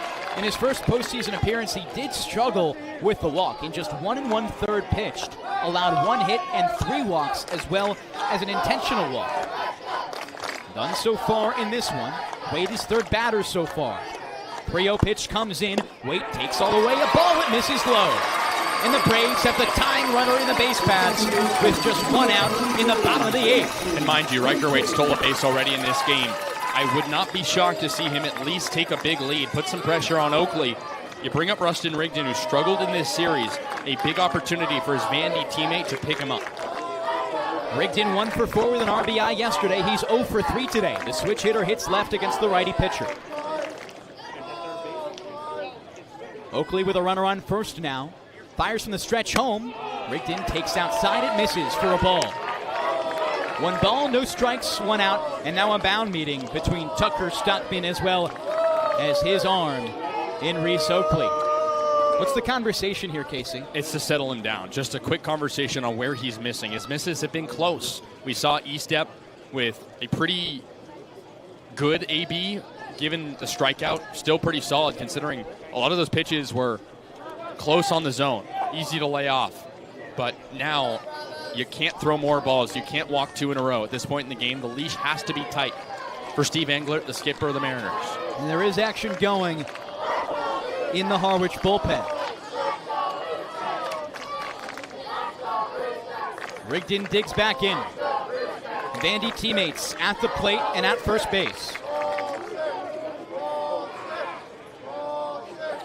Look at first base on a pickoff attempt. Slides safe for Riker Waite. Oakley focusing on him.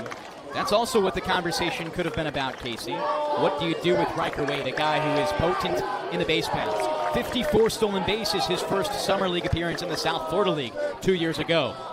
1-0 comes in. Rigdon lays off of it. The outside pitch misses for a ball. It's Thomas Mitchell, the left-hander out of Elon, getting going in the bullpen for Harwich. 2 ERA so far this summer. He's got a 2-0 record. Harwich's bullpen not at full strength. Names leaving and not on good rest. 2-0 in there for a strike. Breaks the streak of 6 consecutive balls. And Rigdon takes what likely was an appetizing plate. Instead, he stays patient. It's now the Rooster Trance going. Nickname of Rustin Rigdon. quietness. A look at first base again, nearly high and away from the first baseman O'Leary. He holds on and keeps it in his grasp, just returning it to the hill for Oakley to climb. No tag even applied on Riker Waite. 1 out in the bottom of the 8th. Waite takes the medium lead off first base of about 4 steps. 2-1 pitch comes home. He skies it behind home plate and way out of play. The count goes 2-2.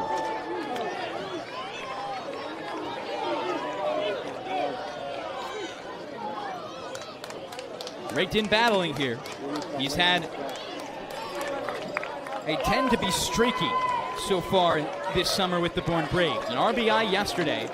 Had a game 3 days ago going 2 for 5 with 2 RBI. The 2-2 pitch. Here it is. Home from Oakley. In there for strike 3. Just nails the low inside corner against Rustin Rigdon. 2 outs in bottom 8, the Braves to their final 4 of the ball game. I think the Braves are being a little too dead set on walking here. They're taking close pitches, but you got to be aggressive right now against Oakley, who hasn't really dealt with adversity yet. And here's Bolton, a big opportunity for him to get off the schneid. Lefty bat stands in. It's all lefties over these last 3, including Bolton for Oakley. The righty has stayed poised so far. Waite still on first base. 2 outs in a fresh count. Oakley fires home as the runner goes. In there for a strike, throw into second. On target, but it drops out of the glove of Ty Smolinski. Waite was essentially dead to rights, and he manufactures a runner in scoring position. Matt Bolton now with an RBI chance. He has yet to have a hit this ball game. 0 for 3.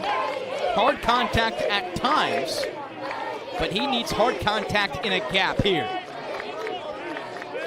No balls in 1 strike with 2 outs. The pitch comes home from Oakley. Bolton rips and misses. It dribbles into the backstop and goes to third base is Riker Waite. Now 90 feet away. I mean, if you're a Braves fan, you wish he took that pitch, but now you got Waite 90 feet away. Just have to bloop one to the outfield. We've said that multiple times. Just got to put one in play and see what happens. Any sort of single for Matt Bolton ties this ball game at 1. No balls in 2 strikes. Riker Waite on third base. The pitch comes home to Bolton. Takes low, gets away for a moment from Stockman, but he keeps it within reach. Waite still on third base. Just was on that line of whether or not it'd be good enough for Waite to go, but he takes the conservative option. Scott Landers has called Riker Waite the catalyst to this team. He said that in the 3rd inning. Can he be the catalyst to tie this ball game? Matt Bolton will have to be the one to do it. The count, 1 ball and 2 strikes with 2 outs. Braves down by 1. The pitch home from Oakley. Bolton rips it high up the right field line. It towers. Space in right field. Brini chases and makes the grab on the chalk for out 3. The Braves will have just 1 more chance in the bottom of the 9th. They're down by 1. And before we step aside, Keystone Place at Buzzards Bay is Bourne's premier senior living community, conveniently located adjacent to the Cape Cod Canal. Visit us at Keystone Place at buzzardsbay.com. And Marty Chevrolet, your dealer for the people, proudly supports the Bourne Braves baseball team. See all our cars and trucks at martychevrolet.com and go Braves. If you need urgent care this summer, Cape Cod Healthcare is here for you with high-quality, full-service walk-in care at 6 urgent care locations from Plymouth to Orleans. Check walk-in wait times or schedule an appointment at www.capecodhealthcare.org/urgent care. Cape Cod Healthcare Urgent Care. ER expertise meets urgent care convenience. It's still Aiden Stillman out there on the mound for the Bourne Braves. We step aside in this pressure cooker of a ball game. 1-0 in favor of Harwich. A Massachusetts resident and don't have a bachelor's, you could be attending 4Cs for free, all while preparing for careers that actually move you forward. Aviation maintenance, nursing, dental, funeral service, we've got it all. capecod.edu/free. Heading to Nantucket this summer? Skip the traffic and take to this guy's with Cape Air. With convenient flights from Norwood to Nantucket, you can start your vacation sooner without the hassle of traffic. That way you spend more time relaxing and less time getting there. Experience the Cape Air difference and book your next flight today at capeair.com. Let Cape Air be your wings in the Northeast. If you can dream it, if you can cruise in it, if you can summer in it, fish from it, or take it for a day at the beach, we can protect it. The Baldwin Group. Protecting the possible. Aiden Stillman back out there for the Bourne Braves in the top of the 9th inning. It's 1-0 in favor of Harwich. They bring up 9-1-2. And to start here, it's a pinch hitter for the Harwich Mariners. The batter to be is Quentin Coates. He bats from the right side here in place of Paul Jones II, who went 0 for 2 to finish his line. The lefty in Stillman stands in against the righty batter in Coates. The first pitch comes home. Coates rips and misses. Fastball on the inside edge. Stillman up in the count, 0-1. He was confident in the 8th. Put him down 1-2-3 with 2 strikeouts. No balls, 1 strike. Stillman fires the pitch home. Coates rips and misses again, 0-2. He's blowing it by him. Coates is swinging for the fences right now. 2 big hacks off the bench. See where Stillman goes. Maybe an off-speed pitch on the 0-2. Coates was featured in yesterday's game, went 0 for 3 with 3 strikeouts and a walk. Here's the 0-2 pitch, home from Stillman. Strike 3 on the outside edge. He painted it. He's now retired 6 consecutive. Stillman's been a big reliever in this game, thriving in these positions. Yeah, he has. This is huge. I mean, you talked about it, 3 strikeouts in a row. Has not allowed a base runner yet out of the bullpen. He's doing his best Noah Scott impression. Noah Scott to start this game went 6 innings and allowed just 1 run. Top of the order now, Colin Larson, the lefty. First pitch in, Larson takes upstairs a ball. Larson 0 for 3 in this game. For the majority of it, the top of the order has been quiet for this Harwich team. Other than Brainy and Smolinski, each with a combined 3 hits. 1-0, pitch comes home from Stillman, way upstairs again, 2 balls, no strikes. You don't want this inning to get to Smolinski. He's 2 for 3 with a double, or rather 2 doubles. He's been the MVP of the Cape Cod Baseball League and showing why in the championship series. 2 balls, no strikes. Stillman behind in the count against Larson. Fires home and connects on a strike. Low outside corner to paint.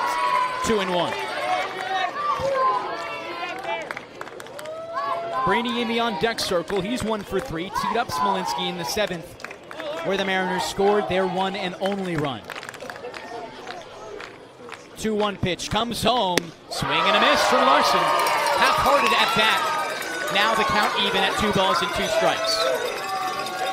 I wonder if he goes back to the fastball. It's been working all inning and all night for him. Nobody on here for Larson. Has to try and spark something in the 9th. Just up by 1 of the Mariners. 2-2 in. Upstairs, the count runs full.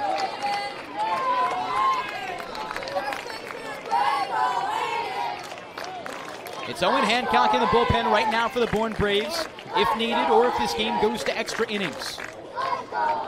Right now, it's Stillman's turn. A full count pitch. Here it is home from Aiden Stillman to Larson. Swing and a miss.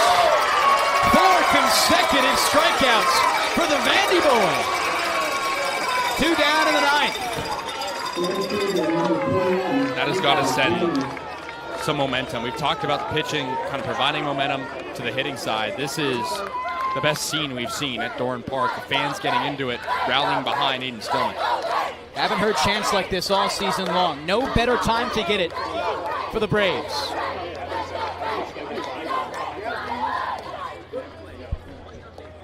First pitch to the lefty in Brainy. A strike down the heart of the plate.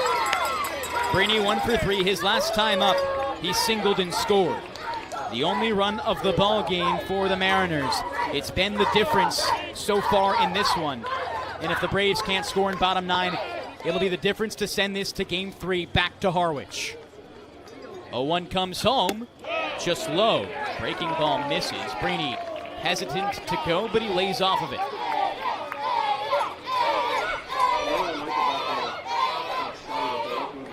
Aiden Stillman looks nails out there. At times he's looked exceptionally nervous. Not here. It's his biggest moment of the year. 1-1 comes in, and in there for strike 2.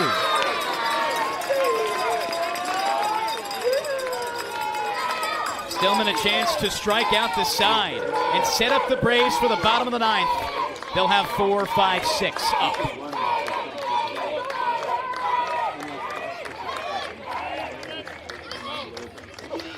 Stillman's 1-2. Here's the kick and the pitch home. Breeny lays off of it high and outside. The count evens at 2 balls and 2 strikes.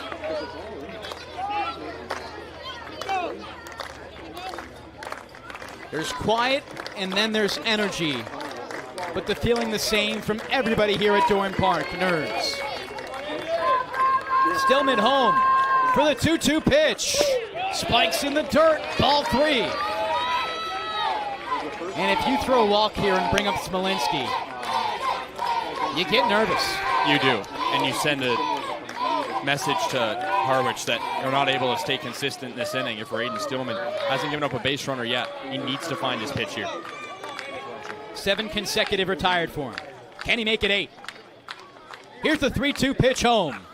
Low and a ball. Off to first base goes Nico Breeny. First time all game the Braves have walked anybody. And that's remarkable. It's happening in the 9th inning. But now you bring up the toughest out on this team. You have to be careful, but you have to stay composed. You can't lose confidence if you're Aiden Stillman. How do you pitch to him, Kasey? I mean, Stillman has blown the fastball by guys, but when Smolinski gets one and he turns on it, he can blast it out of the park, as we've seen before. I'd stick with the fastball, though. 2 for 3 right now with 2 doubles. Lefty fires to first base instead on a pickoff attempt. Breeny in safe. Smolinski entering today's game had just 3 hits in 5 games against the Braves. Had 1 yesterday and stands in today with 2 hits already and 2 doubles. Stillman fires his first pitch home, and it's low. Misses for a ball. E-step ranges up toward the mound to receive it. They count 1-0. It's been a storybook season for Smolinski, the Cape League MVP. Can he keep his team alive? Currently up 1-0 in the top of the 9th with a runner on first and 2 outs. Everyone on the edge of their seats. Stillman looks at first base. Kicks and fires the pitch home. Smolinski swings and misses. Outside fastball gets him chasing.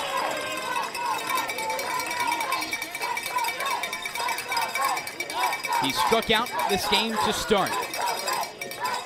Led the Mariners in games played, runs, hits, doubles, home runs, and RBI in the regular season.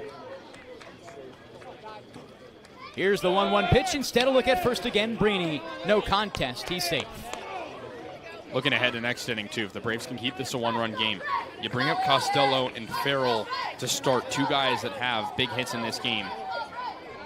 You can't look too far ahead, but Stillman may be motivated just to keep it at 1 run, keep the guys in it. Another throw to first base. In safe is Nico Breeny. Breeny in the regular season, 4 for 7 stealing bases. He's attempted just 1 and was safe this postseason. Small lead for him off first base. He extends it to medium. Here's the 1-1 pitch home from Stillman. In there for a strike, center of the zone. Smolinski thought about it, didn't go.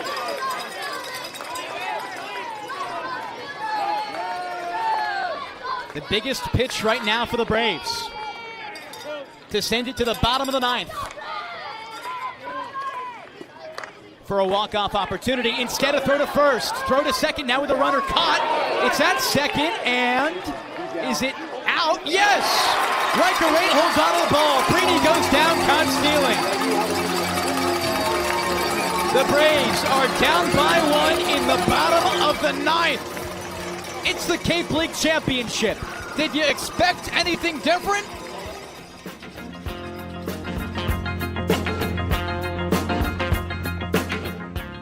a Massachusetts resident and don't have a bachelor's, you could be attending 4Cs for free, all while preparing for careers that actually move you forward. Aviation maintenance, nursing, dental, funeral service, we've got it all. capecod.edu/free. Heading to Nantucket this summer?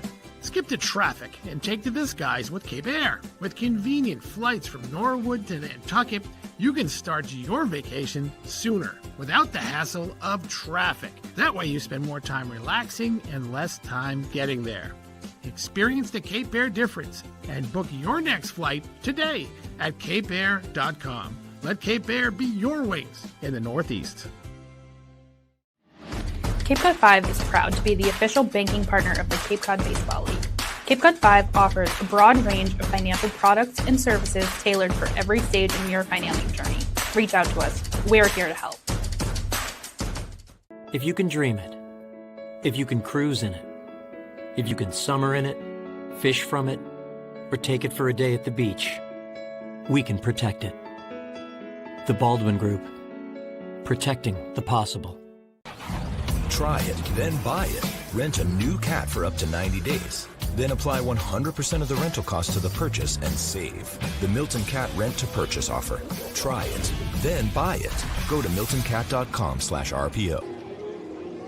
Before we start the bottom of the ninth, a reminder, this broadcast is a copyrighted production of the Cape Cod Baseball League.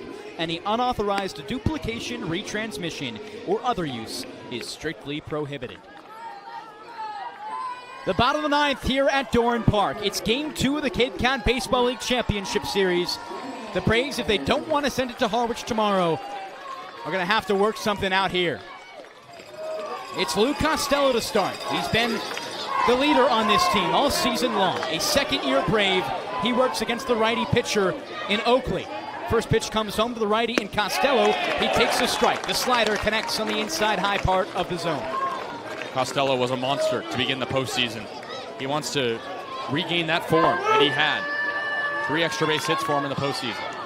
0-1 home from the righty Oakley. Costello takes upstairs, again a strike. Just nips the zone. The crowd doesn't love the calls, but the breaking ball just enough. Among qualified bats, Costello entered this game with the highest average and OPS of any Bourne Brave. A triple and a homer already this postseason with 5 RBI. As Scott Landers calls time to meet with his second-year Brave in Luke Costello. And Oakley is throwing strikes right now. He does have a walk so far and a wild pitch, but largely is throwing strikes. Braves need to turn on one, not be afraid. Costello a single an inning ago. Farrell behind him a double. They were stranded at second and third. He chokes up on his lumber. In the back of the righty's box, he crowds the plate. The 0-2 comes home. Costello takes strike 3. The breaking ball again fools him. 1 down for the Mariners to keep the championship series going. Costello's got to be careful here. He's barking at the umpire, McHugh. But again, that likely the right call.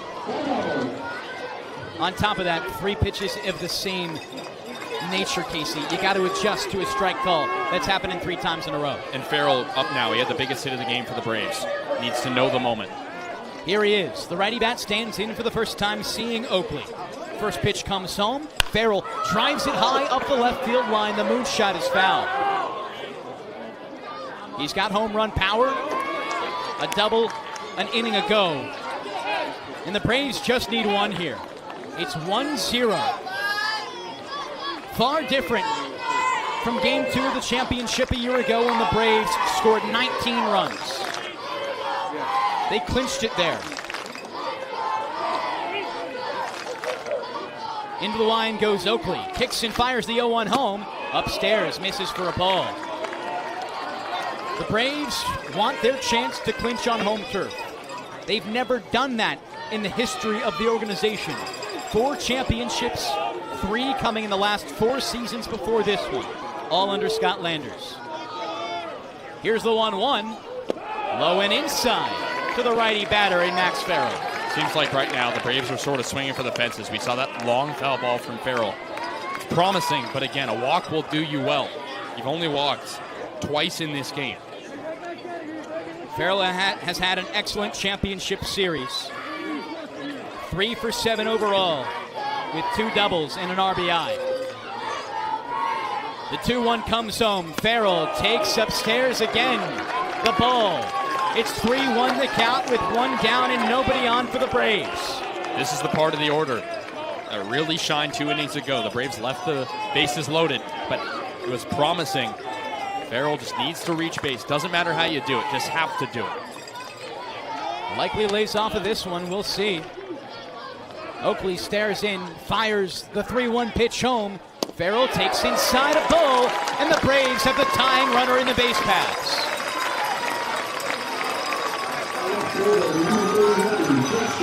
You just need 1.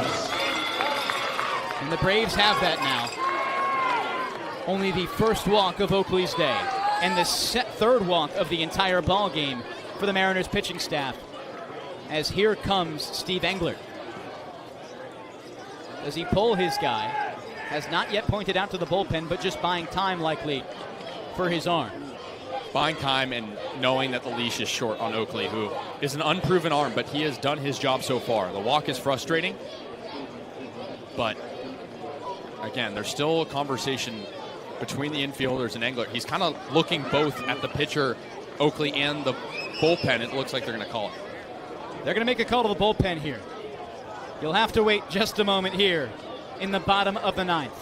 Takes time sometimes, and the Braves hoping the time collects himself into a masterpiece. Bottom of the 9th, 1-0. Harwich leads.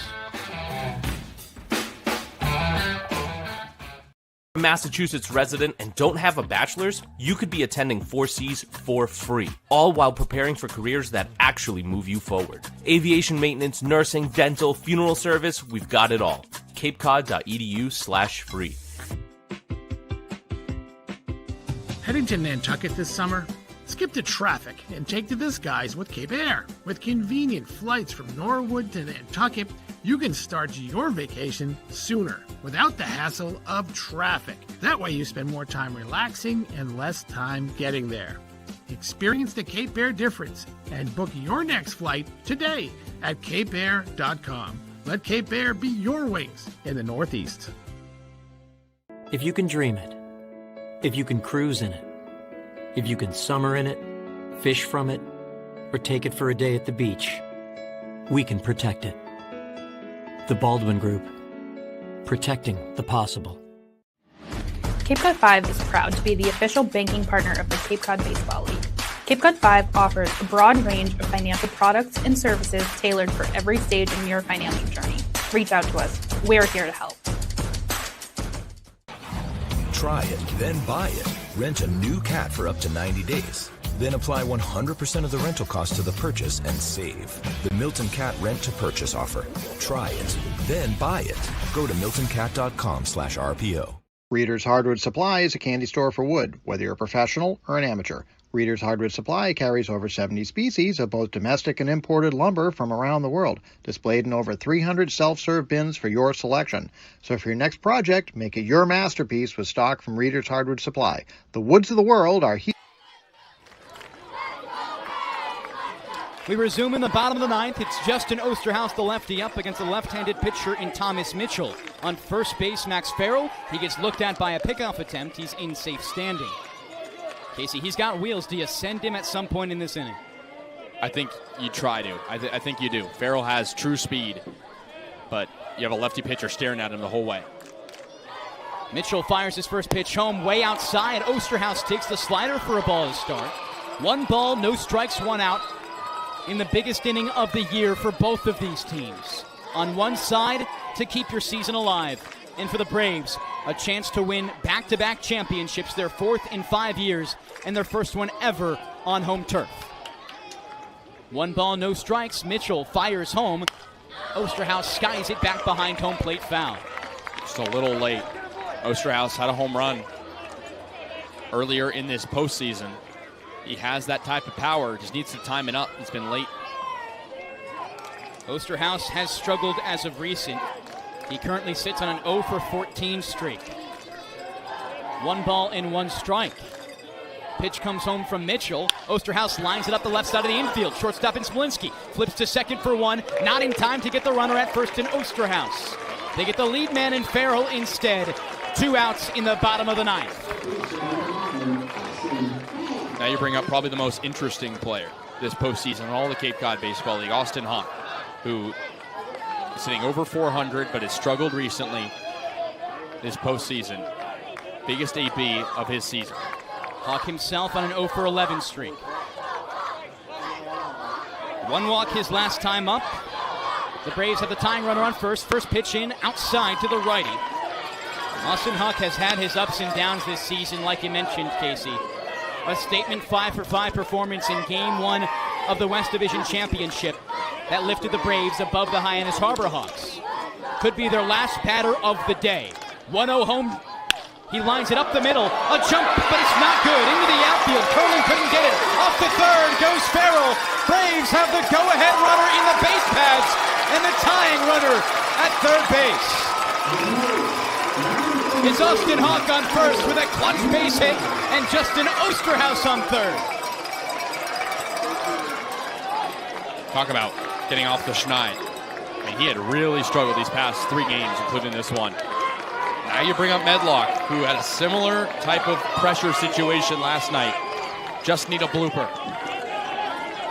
Elliot Medlock has seen just 13 games of experience for the Braves and a meeting on the mound before we start here between pitching coach Hunter Dilworth as well as his arm in Mitchell.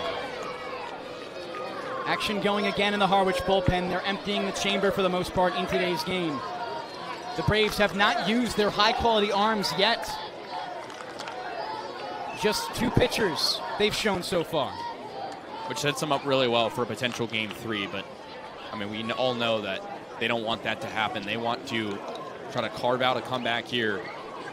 You got to be able to take some pitches. If you can load the bases for E-Step, obviously not the finest hitter on this team, but he did have good discipline last night.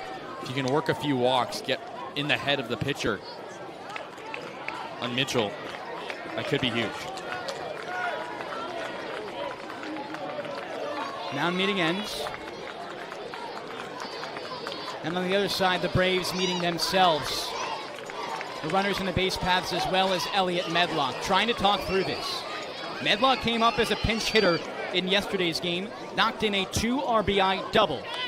If he hits the same ball, the Braves would win this ball game. It's his first start of the postseason. It started out a little rough. 0 for 2 with a hit by pitch. No one remembers that with a base hit here. 2 outs, bottom of the ninth. It's what a kid dreams about.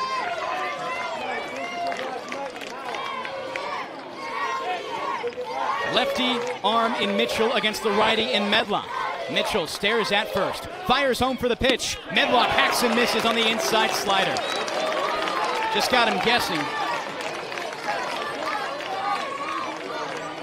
Medlock has hit .250 so far this postseason, a .900 OPS.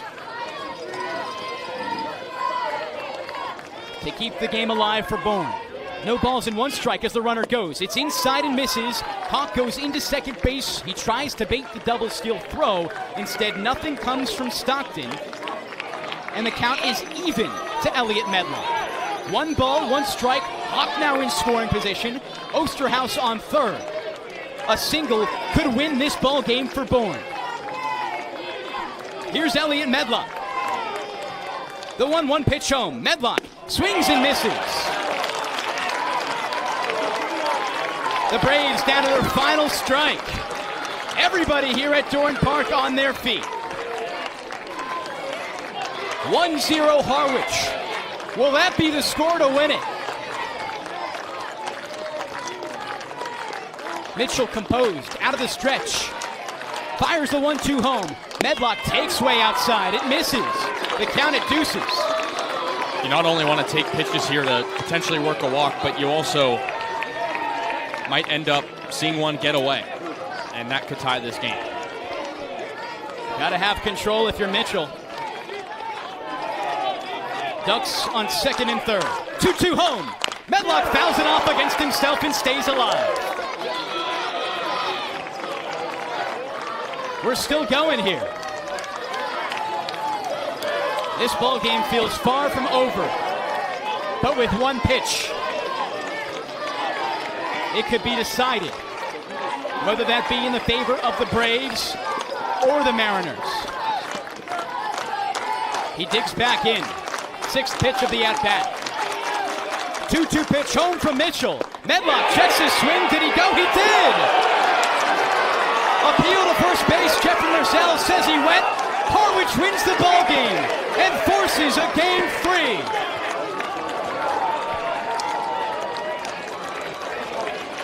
The Braves fall 1-0.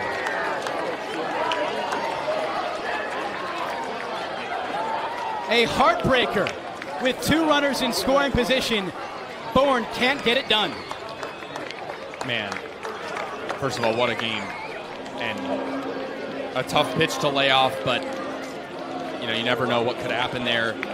If Medlock holds up the bat, it was close. Didn't look like he really went, but first base umpire Jeffrey Merzel was confident in the call. That's a tough one. The Cape League Championship won't end tonight. It only felt destined for a Game 3.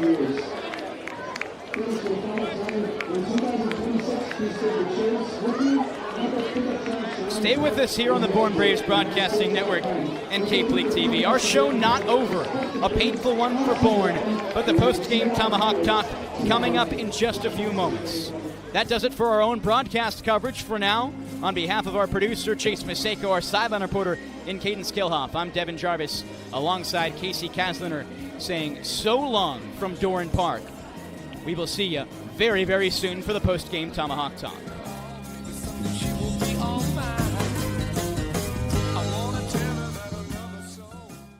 Massachusetts resident and don't have a bachelor's, you could be attending 4Cs for free, all while preparing for careers that actually move you forward. Aviation maintenance, nursing, dental, funeral service, we've got it all. capecod.edu/free. Heading to Nantucket this summer? Skip the traffic and take to the skies with Cape Air. With convenient flights from Norwood to Nantucket, you can start your vacation sooner without the hassle of traffic. That way you spend more time relaxing and less time getting there. Experience the Cape Air difference and book your next flight today at capeair.com. Let Cape Air be your wings in the Northeast. If you can dream it, if you can cruise in it, if you can summer in it, fish from it, or take it for a day at the beach, we can protect it. The Baldwin Group. Protecting the possible. Cape Cod 5 is proud to be the official banking partner of the Cape Cod Baseball League. Cape Cod 5 offers a broad range of financial products and services tailored for every stage in your financial journey. Reach out to us. We're here to help. Try it, then buy it. Rent a new cat for up to 90 days. Then apply 100% of the rental cost to the purchase and save. The Milton Cat Rent to Purchase offer. Try it, then buy it. Go to miltoncat.com/RPO. Reader's Hardwood Supply is a candy store for wood, whether you're a professional or an amateur. Reader's Hardwood Supply carries over 70 species of both domestic and imported lumber from around the world, displayed in over 300 self-serve bins for your selection. So for your next project, make it your masterpiece with stock from Reader's Hardwood Supply. The woods of the world are here at Reader's Hardwood Supply. We welcome you to Doran Park for the post-game Tomahawk Talk. Devon Jarvis here as we now send it diamond side for Kaydence Kilhof with Noah Scott. I'm now joined by Oregon State pitcher Noah Scott. Noah, you started out the game today, 6 innings pitched, 6 Ks. You only gave up 1 run. What was the game plan going into today? Just attacking them. You know, last outing, a little rough against them, and I was watching film, going back over it. Just knew I needed to attack them each and every pitch, and, you know, just gave it the best shot I could. I was talking to pitching coach Leaf Bigelow during the game, and he was talking about how well you were attacking the zone. How were you able to do that today? Just a lot of confidence in my stuff. I mean, everything was working, and, you know, like I said, just confidence. The Braves have one last chance to take the championship tomorrow. What's the team mindset going in? I don't know if I can say it, but, you know, one last one, why not give it all? All right, Noah, thanks so much and good luck tomorrow. Thank you. Thank you very much, Kaydence. More coming up here on the post-game Tomahawk Talk ahead of Game 3 between the Bourne Braves and Harwich Mariners on the post-game Tomahawk Talk. We'll be right back. Massachusetts resident and don't have a bachelor's, you could be attending 4Cs for free, all while preparing for careers that actually move you forward. Aviation maintenance, nursing, dental, funeral service, we've got it all. capecod.edu/free. Heading to Nantucket this summer? Skip the traffic and take to the skies with Cape Air. With convenient flights from Norwood to Nantucket, you can start your vacation sooner without the hassle of traffic. That way you spend more time relaxing and less time getting there. Experience the Cape Air difference and book your next flight today at capeair.com. Let Cape Air be your wings in the Northeast. If you can dream it, if you can cruise in it, if you can summer in it, fish from it, or take it for a day at the beach, we can protect it. The Baldwin Group, protecting the possible. Cape Cod 5 is proud to be the official banking partner of the Cape Cod Baseball League. Cape Cod 5 offers a broad range of financial products and services tailored for every stage in your financial journey. Reach out to us. We're here to help. Try it, then buy it.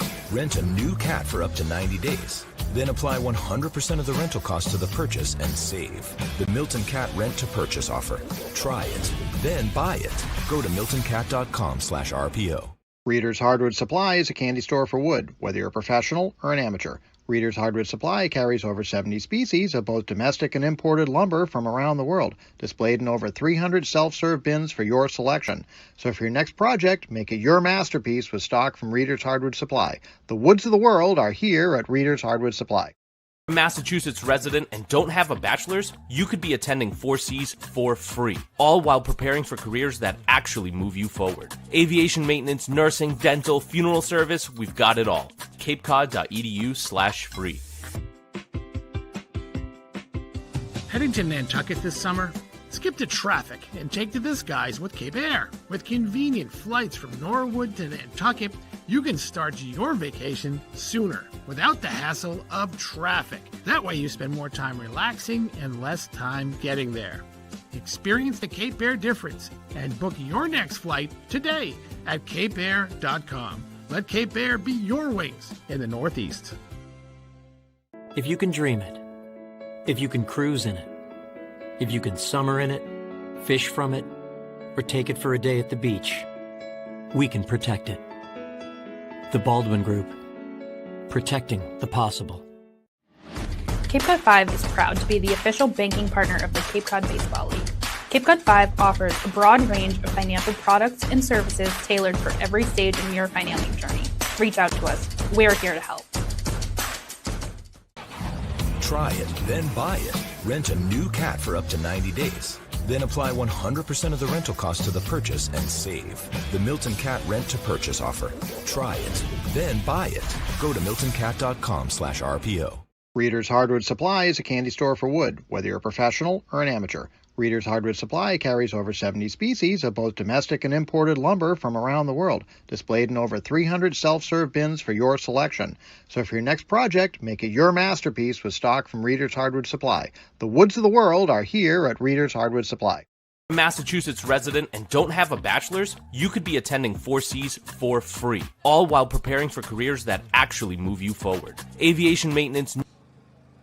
The Braves couldn't get the job done against the Harwich Mariners today and fell 1-0 here at Dorn Park in Game 2 of the Championship Series. Welcome into the post-game Tomahawk Talk. I'm Kaydence Kilhof, joined by Devon, Jarvis, and Kasey, Kazliner. Starting off, Noah Scott on the mound. He had a great outing himself, and then Aiden Stillman came out there and finished the job up. Just that one run is what crushed the Braves today, and it also crushed the Braves that the offense wasn't sparking anything. Yeah, the offense had nothing today, and it makes you a little bit concerned going back to yesterday's yesterday's game when most of the offense was built on unforced errors by Harwich's defense or overall walks. And the Braves are going to have to find a way to spark some offense consistently and showing it throughout for the first time since losing Berkeley Mavius from the lineup. Really, since that's happened, you haven't had a good offensive performance from this Bourne Braves team. An overall very frustrating one. They had so many chances toward the end. They strand the bases loaded in the bottom of the 7th. In the bottom of the 9th, you have 2 runners in scoring position. Neither of them you can bring it down. And, of course, the question will call toward the end there on whether or not Elliot Medlock went around. But whether or not he did, it didn't lose the Braves the game. They had so many opportunities in this one to capitalize off their chances, and they didn't do so. Certainly a frustrating one for the game, but I think there are a lot of silver linings about this game going into Game 3 that we'll touch on soon. Yeah, definitely a lot of silver linings, but sticking with tonight, I mean, you talk about it, just the wasted opportunities. You have that double for Max Farrell. I thought that was going to score in a run. Lou Costello holds up at third, and it's probably the right call, all things considered. But, again, there's so many what-ifs in this game. The Braves strand the bases loaded. They have runners in scoring position in the 9th inning. Just, again, so many opportunities. We saw this last night, too, and they were able to plate 7 runs last night, but a lot of unenforced errors, like you said. And Scott Landers, in that pregame interview I had with him today, wasn't satisfied with the offense yesterday. He said, we really didn't do a whole lot. And so you know that he's going to be motivated to bring his guys back, but you know that this team struggles when it gets shut out. Back-to-back shutouts in the regular season, very demoralizing. You can't remember it. You have to have a short-term memory, but also remember that this is do or die tomorrow. Today was a game you could afford to lose. You can pitch whoever you want tomorrow who's available. And again, a guy like Jackson Kircher, among other guys coming out of the bullpen, could be huge in a Game 3 where you're on the road. The Harwich fans are going to be rowdier than they were in Game 1. You have to know the moment and set the tone early. Offensively, though, there's been a lot of stagnant pieces, you would say, in this lineup. And field manager Scott Landers might have kept pretty much the same order coming into today after the win yesterday. But do you think that maybe there should be a change going into Game 3? I think you look at the starting pitcher. If it's a lefty, you hit Medlock. If it's a righty, maybe you think about Milano again. But overall, I think those 8 pieces that we've seen every single postseason game so far really not change much should stay the same. And overall for Bourne, it's going to be a very tough spot tomorrow. But like we talked about, the pitching is really going to be there. Likely Tyler Baird, the starter, possibly Ben Dean to piggyback, and then you can close the game with Jackson Kircher and whoever else is necessary. Maddox Webb hot as well. But, you know, you'll probably take allowing 1 run in an entire game for the Braves, even from that pitching staff that's coming out. But if you put a donut on the scoreboard, it's not going to mean anything. And the Braves have to find a way to conjure up some offense tomorrow. They've responded great in certain situations. Again, it wasn't the worst offensive game yesterday, but it was kind of handed to them in moments. And you have to have something more. They looked lifeless out there and really could not capitalize on many very good opportunities. Yeah, and like you said, you'd like those pitchers to pitch tomorrow and eat up a lot of innings, but we saw today, despite Noah Scott pitching the game of his life, the offense didn't pick itself up. I think you, to your point, stick with the same personnel, but I wonder if you maybe switch around a couple of names in the order. Not to say that that's a necessary thing, but it's good to have consistency, but there is a little bit of a black hole toward the middle, bottom of the order. Bryce Eastep, Osterhaus, those guys didn't do a whole lot tonight, but again, you would like to see those guys confident in their places, knowing their roles, and for that reason, I don't think you see a change, but it would maybe be nice to see a little bit of a lineup change at the end. I agree. In Game 2 against Hyannis, every single hit for the Braves was hit by the top 4 in the order, and you might need to just space that out a little bit just to get more production going. But I want to talk about yesterday's game for a second. Harwich had 3 errors on the day, and Bourne was able to capitalize off of them, get a few runs on the board, and that ultimately led to a win. How can the Braves take down the Mariners tomorrow with the Mariners coming out and possibly not having any issues or any errors on their end? I think it's just stringing in together some better at-bats. This was a fantastic pitching day for Harwich in a day that they were strapped for arms. They went out there and you get nearly 7 innings out of a guy to come out there in a really big moment in Mattachat, who really didn't have 7 innings in him all season long until that moment. His most aggressive pitch performance before that was 4 1/3, and before that it was 2 2/3. So he nearly triples one of his very good performances. But overall, I think the Braves just have to come out there with some strength, some aggressiveness in their at-bats, but also see more pitches. You can't let a starter go through 7 innings, and that's just not going to be a winning recipe for games.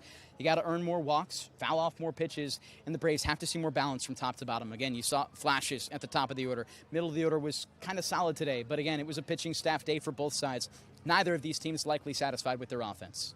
And Devon, you touched on it. I mean, if you thought the Harwich Mariners were strapped for arms today, they are sure going to be strapped for arms tomorrow. Just, a 0-day turnaround, a quick turnaround from last series to this series.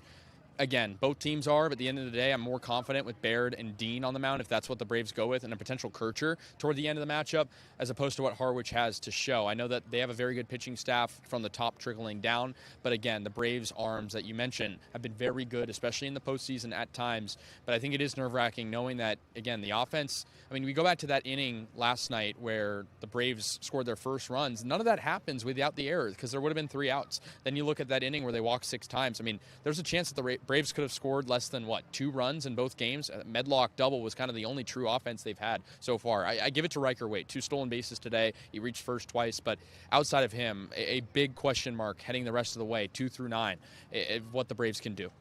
The Braves take the loss tonight, but there's still time for them to win a championship tomorrow, and there's still time for us here on the post-game Tomahawk Talk. Coming up after the break, I'll be speaking with the Bourne Braves beat reporter Nate Laird about the loss. Massachusetts resident and don't have a bachelor's, you could be attending 4Cs for free, all while preparing for careers that actually move you forward. Aviation maintenance, nursing, dental, funeral service, we've got it all. capecod.edu/free. Heading to Nantucket this summer?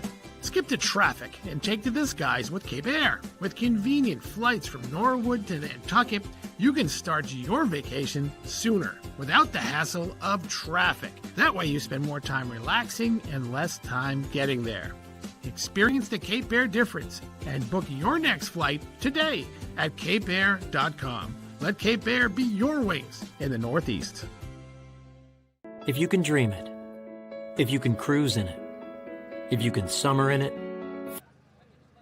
The Bourne Braves fall to the Harwich Mariners in Game 2 of the championship series here at Doran Park, 1-0. Welcome back into the post-game Tomahawk Talk. I'm your host, Kaydence Kilhof, and now I'm joined by the Bourne Braves beat reporter Nate Laird. Nate, you spoke to field manager Scott Landers after this loss, and I bet he wasn't too happy given the fact that Harwich is the team that beat him in the championship series in 2024, his only loss in the championship series as a manager here on the Cape.